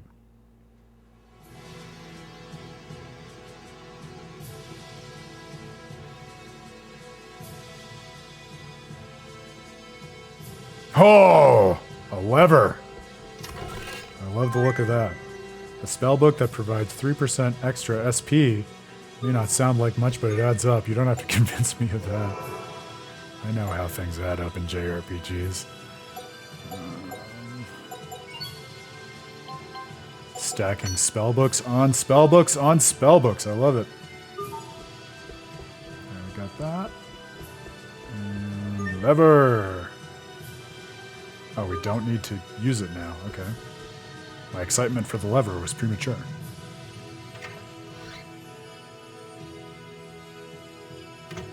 It's simply too good.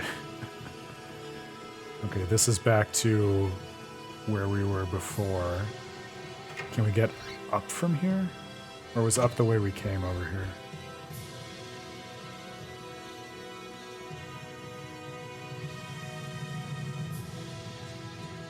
I did come from up, yeah, that's right. Alright. Now we're see. I told you I was gonna jinx myself. Getting a little disoriented. But not too disoriented. A little disoriented as to our goal, because I had to imagine that lever was the Northbridge control mechanism that we're supposed to find. But I guess it's not.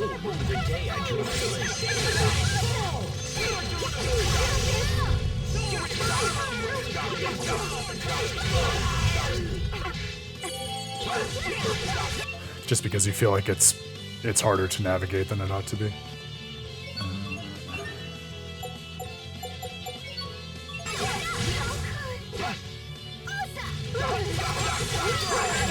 This is the sword that will reclaim the kingdom. I'm frustrated that we haven't gotten an Eleth burst since I started using Pascal. I was really excited about summoning Soph. Looks like we're close though.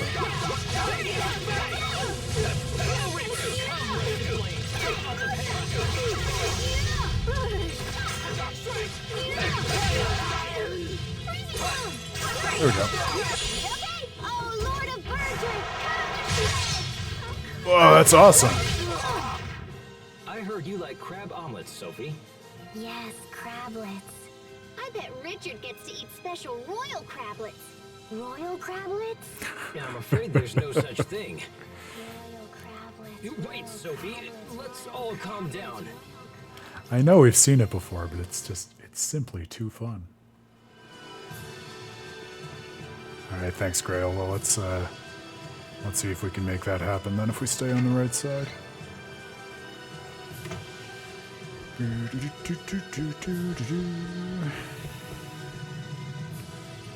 Royal crablets!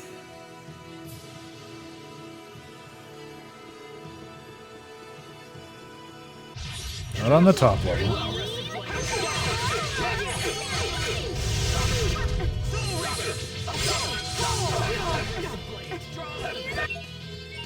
Oh my god, the paralysis. Killing me.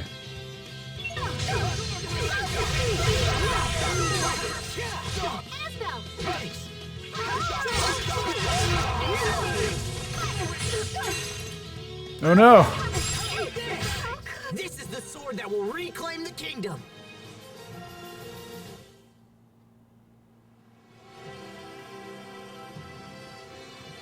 Well, we'll find out.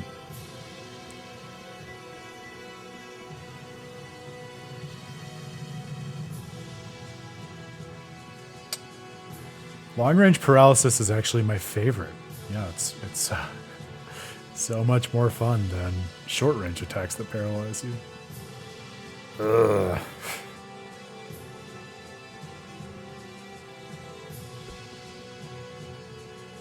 Oh, I thought that was a chest that we could get. I guess not. Nothing there.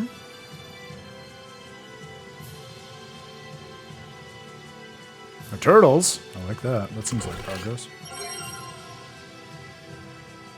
And an Eleth refill. Love that. We turtles don't take sides, yeah? But we'll sells you everything you needs before heading into battle. Can we dualize anything fun with our Dark Shine Crystal?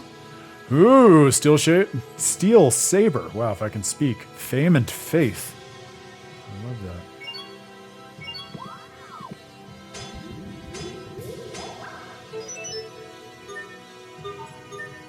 It's not going too low if you get a new sword out of it.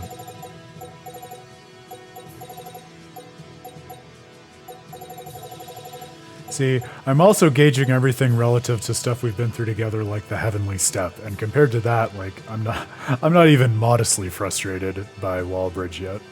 Now, granted, we're not through it, so all things are subject to change, but as it stands now, could be a lot worse, as we knows. Holy defense. Right.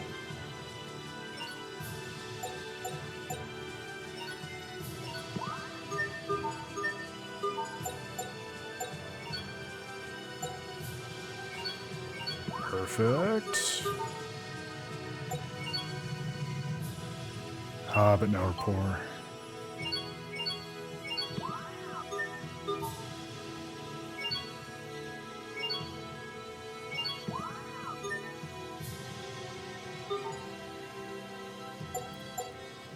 Yeah, which I think goes really nicely with the perspective we've been talking about, Grail, where they do a really good job of walking you through, not in a way that's like hand-holding, but just in a way that really gives you facility with the systems, all of the ins and outs of how to actually use everything, so they can expect more from you, but also you as the player feel like you're in a position to actually rise to that expectation, which is quite nice.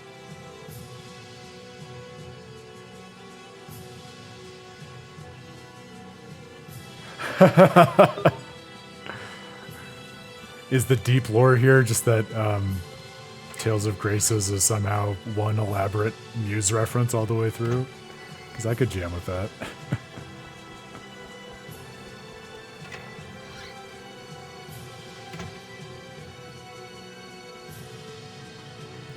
I would defy you to find one that you don't recommend, Chrissy. I mean, I'm sure there are some, but that definitely clashes with the Muse persona which you exude.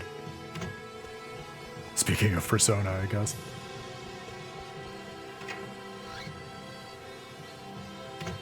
There you go. We've written more about less.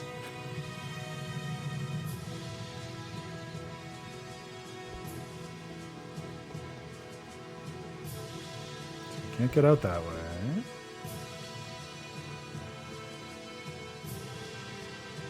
Oh, wow, that is interesting. I did not expect that. So there's a lot of variance between the songs that you enjoy and the songs that you don't enjoy, it sounds like.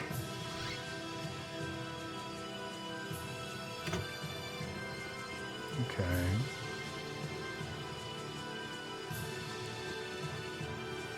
Well, I think we're back where we are. Unless I had a stroke and lost our location, and there wasn't any other way to get out of that particular tower. It's just so weird and unintuitive to me that that's a lever for the north gate, but that's not what we're supposed to use right now. So that tower is out.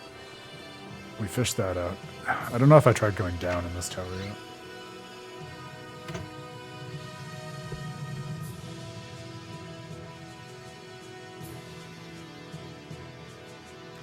Ah, well, you know what I'm going to say, right, Grail? It's never too late. And if the stream gets you in the mood, I would love to see what you end up wanting to write about it. I imagine, probably knowing you and the stuff you've said about it, we probably can't talk about it right now without spoilers, but yeah, I would be very, very interested to chat with you about whatever you're thinking there. I think I already tried the top of this tower.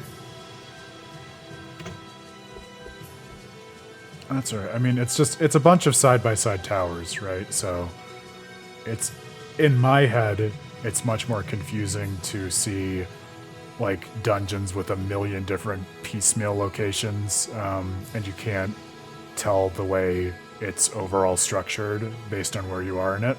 Like the ruins that we went through to get into Wallbridge, that is my nemesis in terms of dungeon design. It makes no sense to me. It does eventually, but it's just such a bear to wrap your head around. Anything? Anything? Oh, another lever. All right, please be the right one. God bless. Looks like we made it! Now the next question is the sound. Sweet, the north bridge is up. So far, so good. Now we just have to activate the south bridge. Once it's lowered, we can open the gate. But the control room for the gate is locked, and the key is in the central tower. Let's go there first. Central tower, okay. And see, that was just little, like, tactical dialogue, so I'm cautiously hopeful that that's not the kind of thing that would have been voiced, but I just don't know, guys. I just don't know.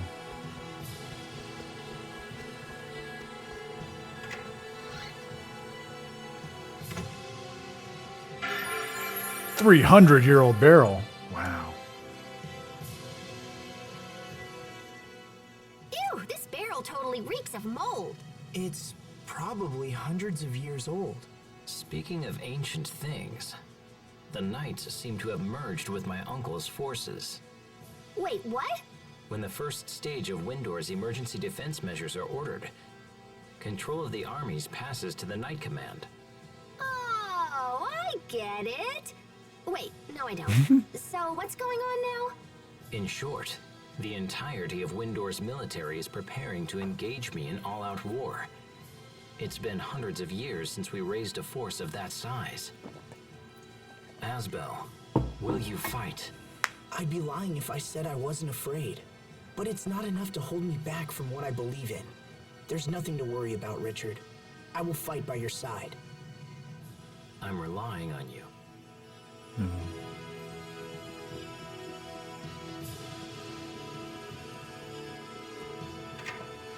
Did you get any of that fiction writing that you were talking about done this weekend, Grail? I meant to ask you earlier.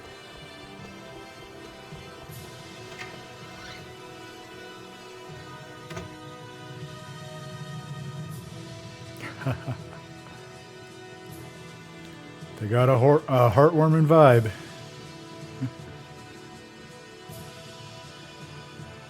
Yeah, the true sign of an OTP, someone who after 7 years can come back into your life and give you a path out of the depths of despair. I love that.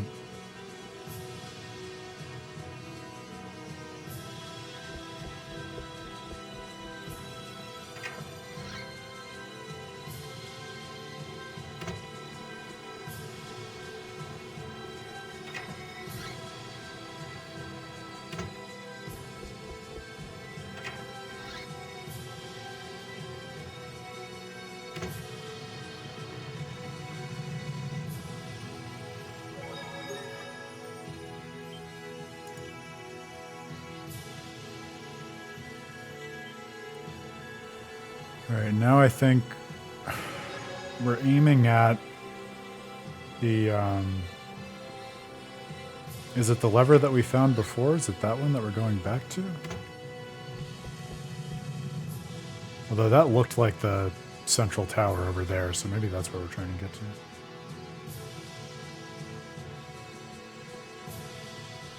Yeah, that looks like the central one. But how to get there?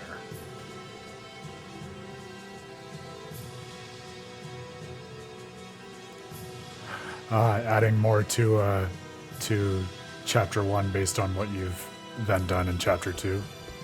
That seems good though, like massaging the overall structure into what you want it to be.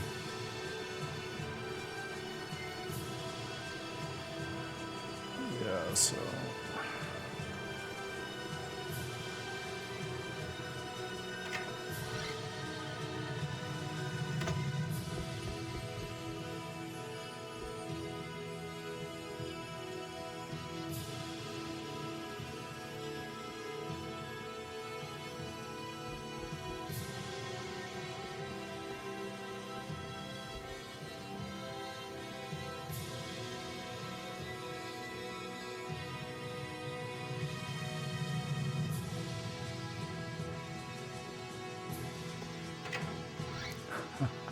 That would be pretty cool timing, though.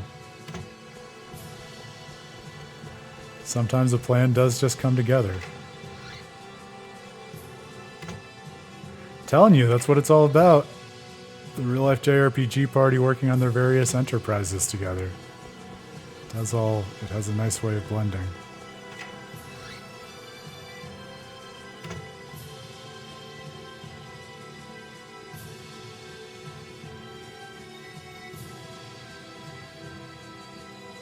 So I definitely misread that.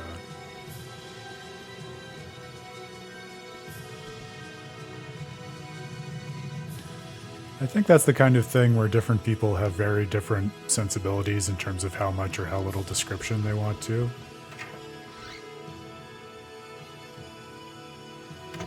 Like at the end of the day, I would imagine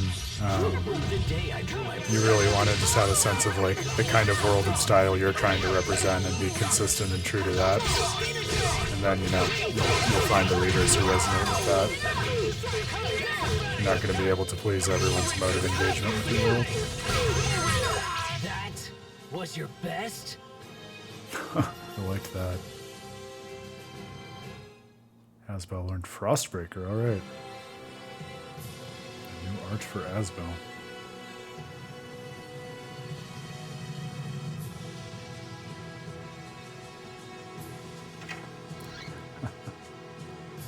I like the way you think.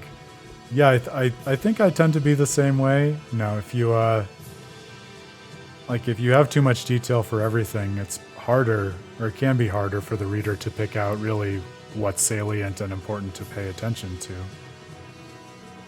So I'm with you. I think oftentimes less can be more. because then the points that are really more stick out by virtue of that.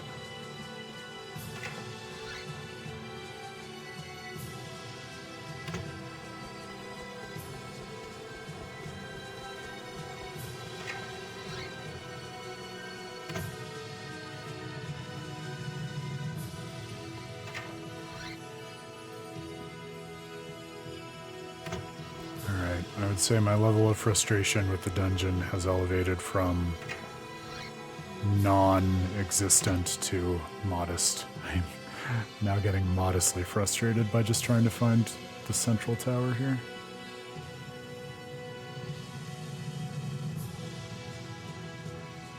And I know you said Grail, but I'm trying to feel it out for myself.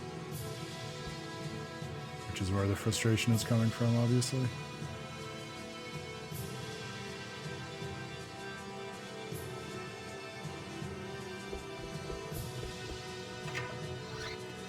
Oh, like you're not especially interested in the writing you feel like you have to do right now, is that what you mean? Fucking paralysis. This is the most annoyed I think I've ever been with paralysis in a Tales game.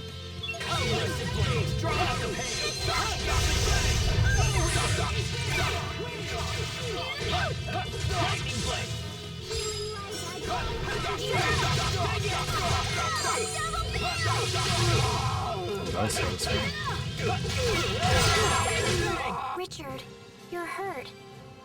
No, I'm fine. Don't worry about me. Student of Gun and Glyph. It's a cool title, too. Okay! Alright, we found it. Excellent. And we only had to crank it up to modest frustration to get there. I'm so fucking mad. What is wrong with the audio on this? Alright, I'm gonna have to do deeper troubleshooting after the stream, I guess. I apologize, everyone. I really thought I had figured it out, but it's 10 times worse than it was before. Look, the key. Once we have this... Someone's here. What? Richard! Even his reactions are voiced, but the dialogue isn't. Richard! Oh no! I did it! I did it! I killed the prince! Sophie, Pascal, grab him. He'll call for reinforcements.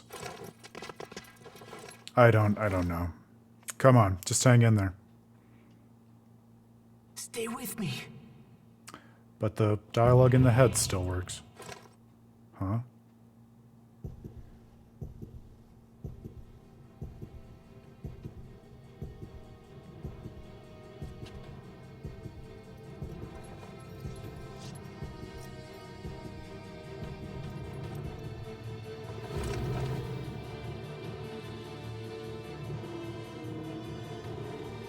Richard?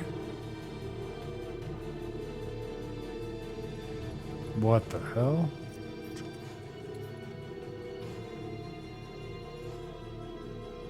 You filth! Richard?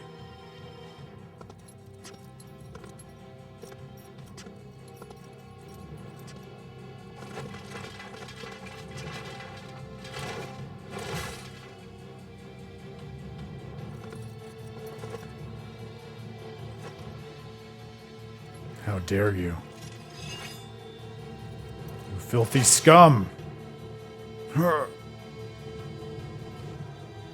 You'll pay for what you did to me. You'll suffer like no other.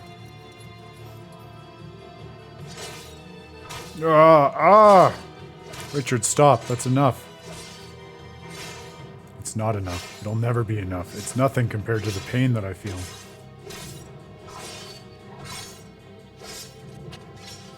No, Richard, stop it right now. How dare you order me? Richard.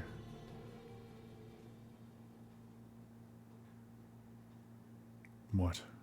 Wait. I'm sorry, Asbel. I didn't mean to say that.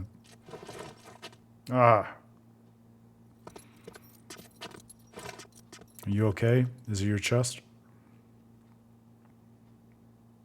It'll be okay. Let's just hurry to the South Bridge. We have the key now. Yeah, okay, but what about your wound? I'm alright. He barely struck me. It's nothing to worry about. Nothing, but I saw how deep it was. He's right. He actually looks just fine. He was bleeding like crazy. Alright. That's enough, Asbel. Open the gate already. Right. Got it. It's a good question, Chrissy. I suppose hard to even raise the question of that when you've pretty much figured out that your only way of holding on to your sense of self for the time being as Asbel is to attach yourself to this guy and call yourself his sword. Like, any challenge against him is also a challenge to your self-concept, you know, which I think is part of the struggle.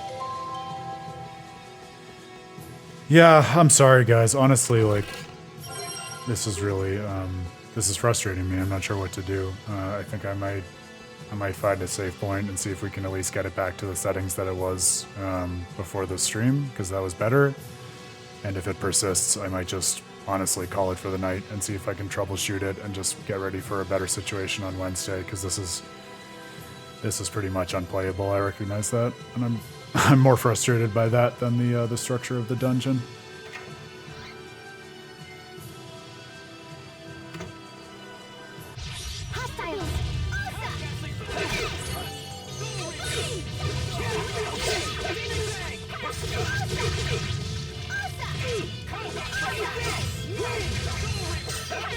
I think it's an issue with the audio setup on the PS3.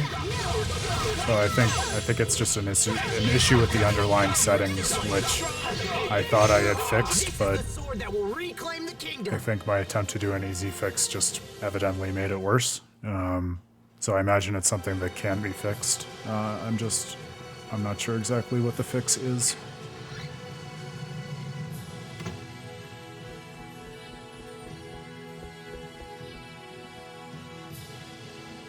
It definitely, like I was saying at the top of the stream, it seems at least to be a known issue in the sense that people other than myself have had it in the past. So I think it's just a PS3ism as opposed to something with the streaming setup.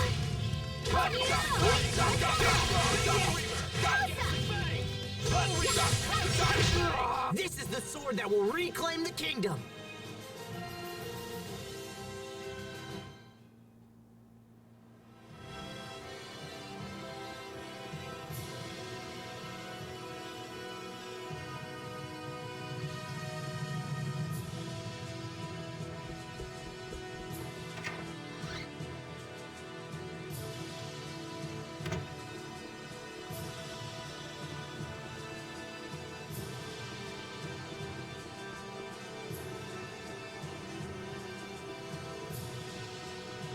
This is really number 4.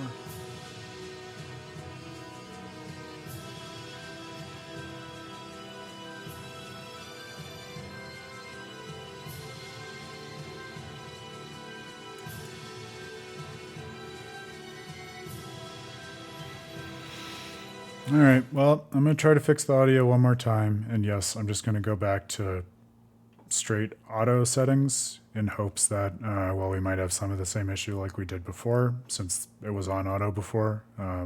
Maybe it will at least be relatively infrequent like it was before the stream. And if that doesn't work, might just call it and try to fix it. All right, so that seemed to just make everything substantively worse. HDMI, auto, save. All right. So now it's back to just straight auto, which was what it was in the first place. One more ride. Well, if we're a real-life JRPG party, there's every reason to believe and expect that there will be real-life JRPG dungeons, and I consider this audio issue to be one of those. So it takes a village, just like it does in the game, to find our way out, doesn't it? I know, seriously. Well, appreciate y'all bearing with me. I know it's not the most fun stream content, but at least, knock on wood, we're getting it sorted in one way or another early in the stream. Not that it's great to be figuring out core technical issues in stream number 6, but better stream number 6 than stream number 25.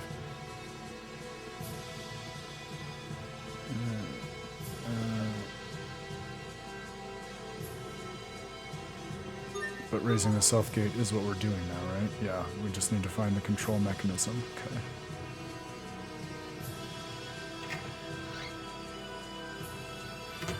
Is it, I mean, I would guess there was that one lever that we found on the north side, which it didn't let us pull at the time, so I'm gonna guess it's that one?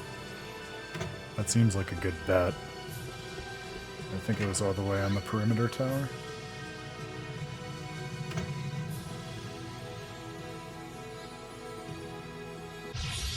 Game on!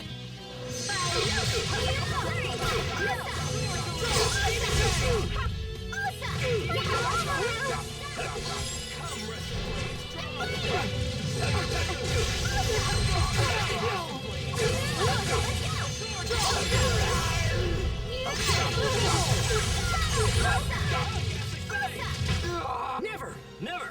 What's our motto? Never give up!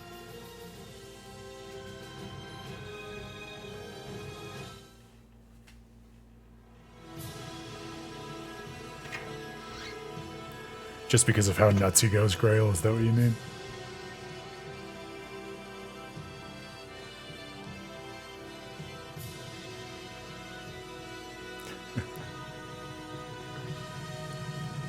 This is one of the reasons that I love having you in the real life JRPG party, Grail, because like I read those moments like so differently. Like you point out the humor to me and then I can see it, but my immediate response is always to just be like very unnerved and uncomfortable at how like horrifyingly inhuman he seems to be acting in the moment, in a way that's more like, oh shit, what the hell is happening, as opposed to, wow, that's hilarious. But I definitely see both sides to it with you hanging out and chatting about it. That was great post-battle dialogue by Pascal. I didn't mean to talk over that. The rumors are true. I am that awesome. That's how you know we're learning Pascal, is that she feels comfortable calling out how awesome she is in battle now. Sure, of course it's not the lever that I thought it would be. That would be too easy. Let's do this!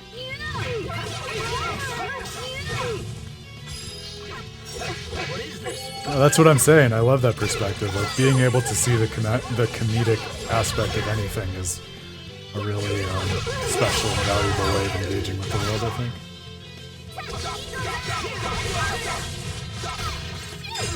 It was your own vanity that bested you. Or not. Hmm? Ah, Pascal.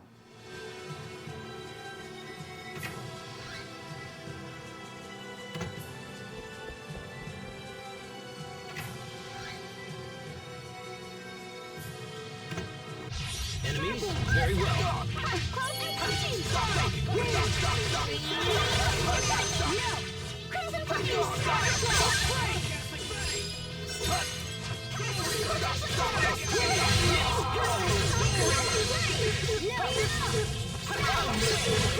Richard, we got this. Ha! Like the old days.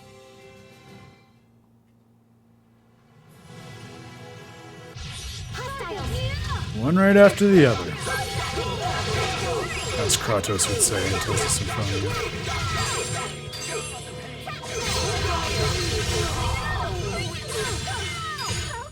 Too bad. Nice try, though.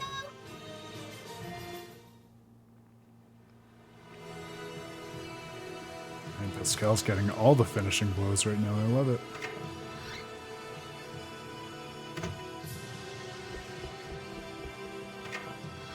Okay. I don't know that we've been on this side yet.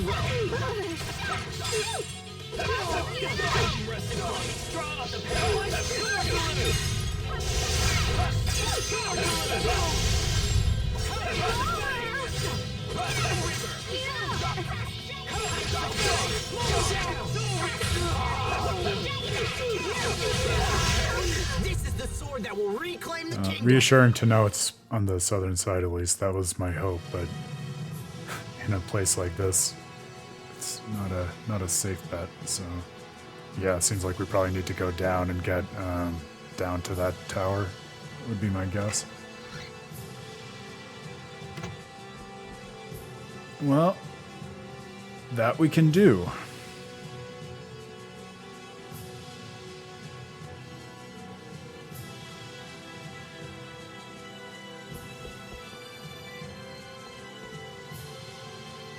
Alright, so down further.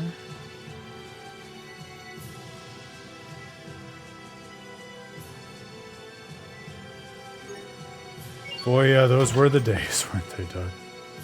Alright, we got there. But do we have voices now? That's the real question.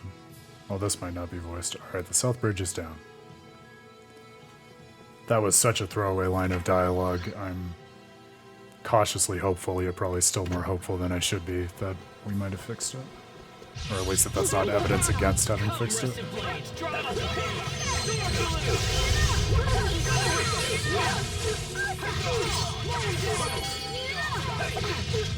Yeah, that's pretty much how I've been managing it, I appreciate the coaching. Thankfully, with this tier of enemy, it doesn't seem to be a mission-critical risk when it happens. I'm nowhere near your level, Asbel. The Prince title, alright.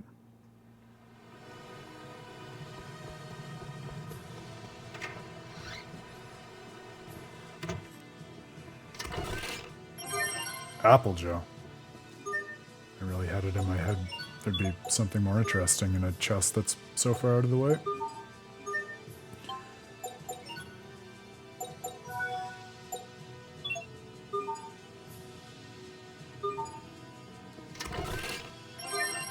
I think it's one of those dungeons that's just perfectly engineered to have them in sufficiently weird and unintuitive places that you can just play through the game multiple times but keep getting lost. Which is kind of fun and admirable, but also very frustrating. It actually reminds me a little bit of part of what I was doing in Eternia earlier today. It was a scavenger hunt for a range of areas that were in different parts of the world and hard to find relative to one another. So similar to what I did with the levers, you just kind of end up running into the same places rather than discovering the ones that you really needed at a given moment.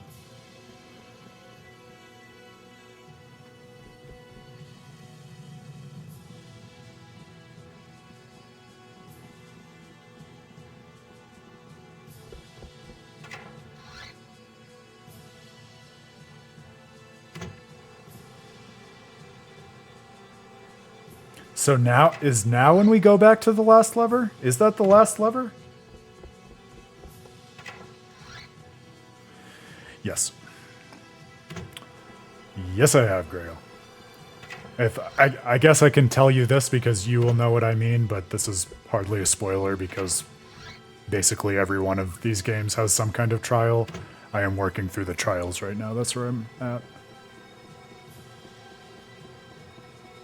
Which honestly, I wouldn't be surprised if I knocked it out pretty soon because I cannot emphasize how hard it is for me to put it down. Can we pull it now? Cut! Fuck you!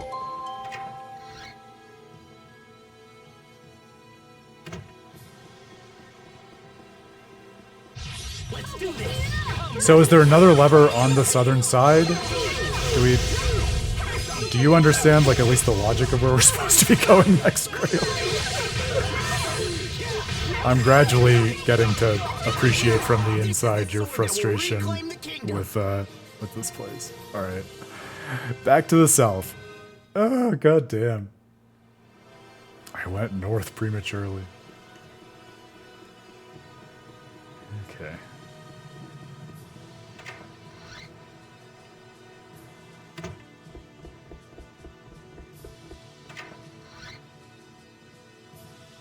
See, in my head, Wallbridge was one of the places that I remembered from my original playthrough, but I remembered it fondly, I think just because, to me, it's an interesting and cool and unusual set piece, this idea of a giant bridge fortress. And surprise, surprise, my memory had completely suppressed how frustrating it is to actually navigate that set piece.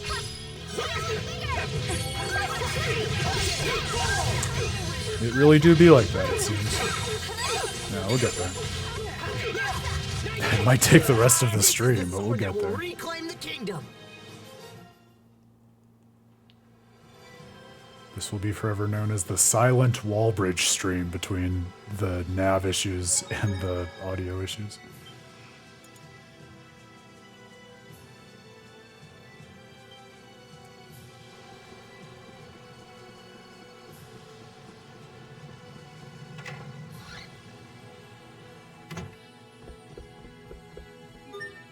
Oh, thank God.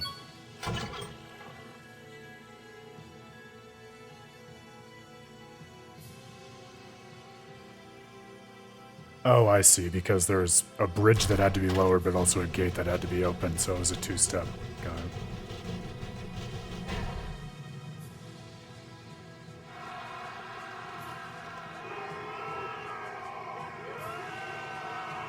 Well, those were noises, at least. My expectations are low. I hope this isn't supposed to be voiced. I don't know. I hear people cheering. I think we did it. Our work is done. The soldiers can handle things from this point forward. Right.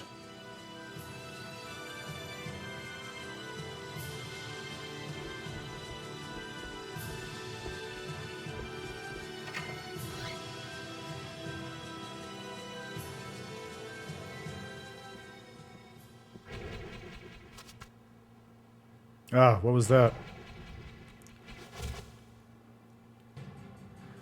This has got to be voiced.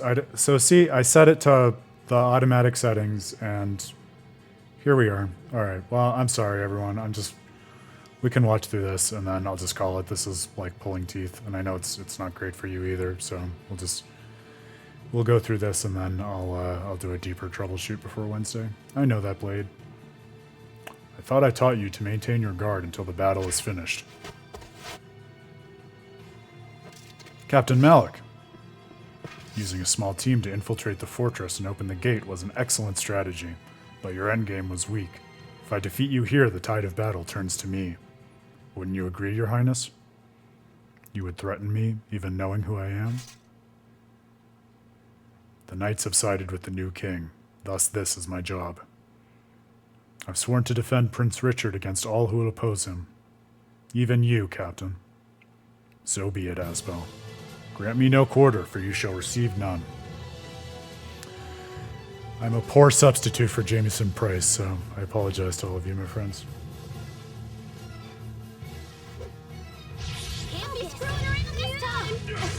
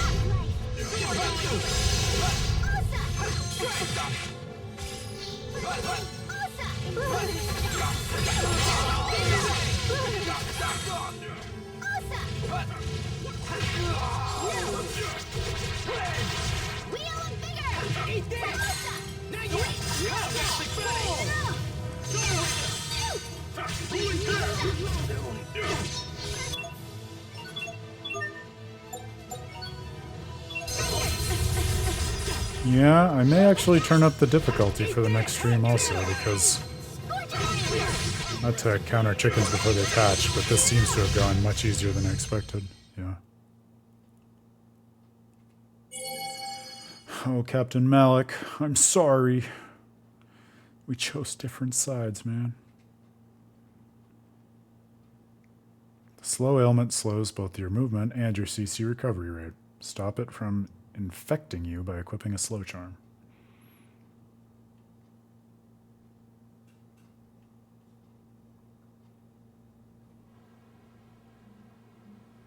He did make his choice. You've grown strong, Asbel. Yeah, Grail, I think I've bullied you about this before, but consider my door always open to you, my friend. I'm way too overclocked, so I might not be able to get back to you right away, but I would definitely be excited to read it and give you feedback if you're interested in that. Captain. Your Highness, Duke Dalen reports that we have successfully taken the fortress. There is little point in further resistance. You know when you are beaten. This, at least, is an honorable trait. Richard, wait. Captain Malik was only doing what he thought was right. He could be a vital part of your kingdom when the war is over. I will decide who belongs in my kingdom. What's happening? Richard is really taking a turn. What's wrong? No, this isn't me. Richard! I'm fine. Forgive me. I felt unwell for a moment. I'm sure I have no idea who you're talking about, Grail. What? A gazillion words? No. I'll decide the fate of these men later. For now, lock them in the fortress so they do not escape. Yes, sir. That piano line. The ominous piano is back. Richard? I must speak with Duke Dalen. It seems I may live to see another day after all. Asbel. Though you did not complete your training, you have become a fine knight. Serve this country and Prince Richard well. Thank you, Captain. None of this would have been possible without your instruction. So, what happens to him? We fought on different sides, but he's still a citizen of Windor. I don't think they'll be too hard on him. I hope not. Anyway, what now? Do we go find Richard again, or what? Yeah, he said he was going to speak to Duke Dalen. Sharia. What? Sharia's down there. Oh, there she is. She is? Let's go take a look.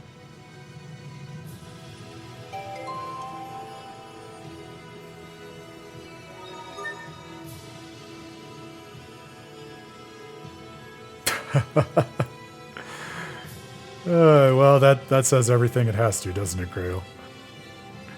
My voice acting is better when I'm not feeling utterly defeated by my console. What a Monday it's been.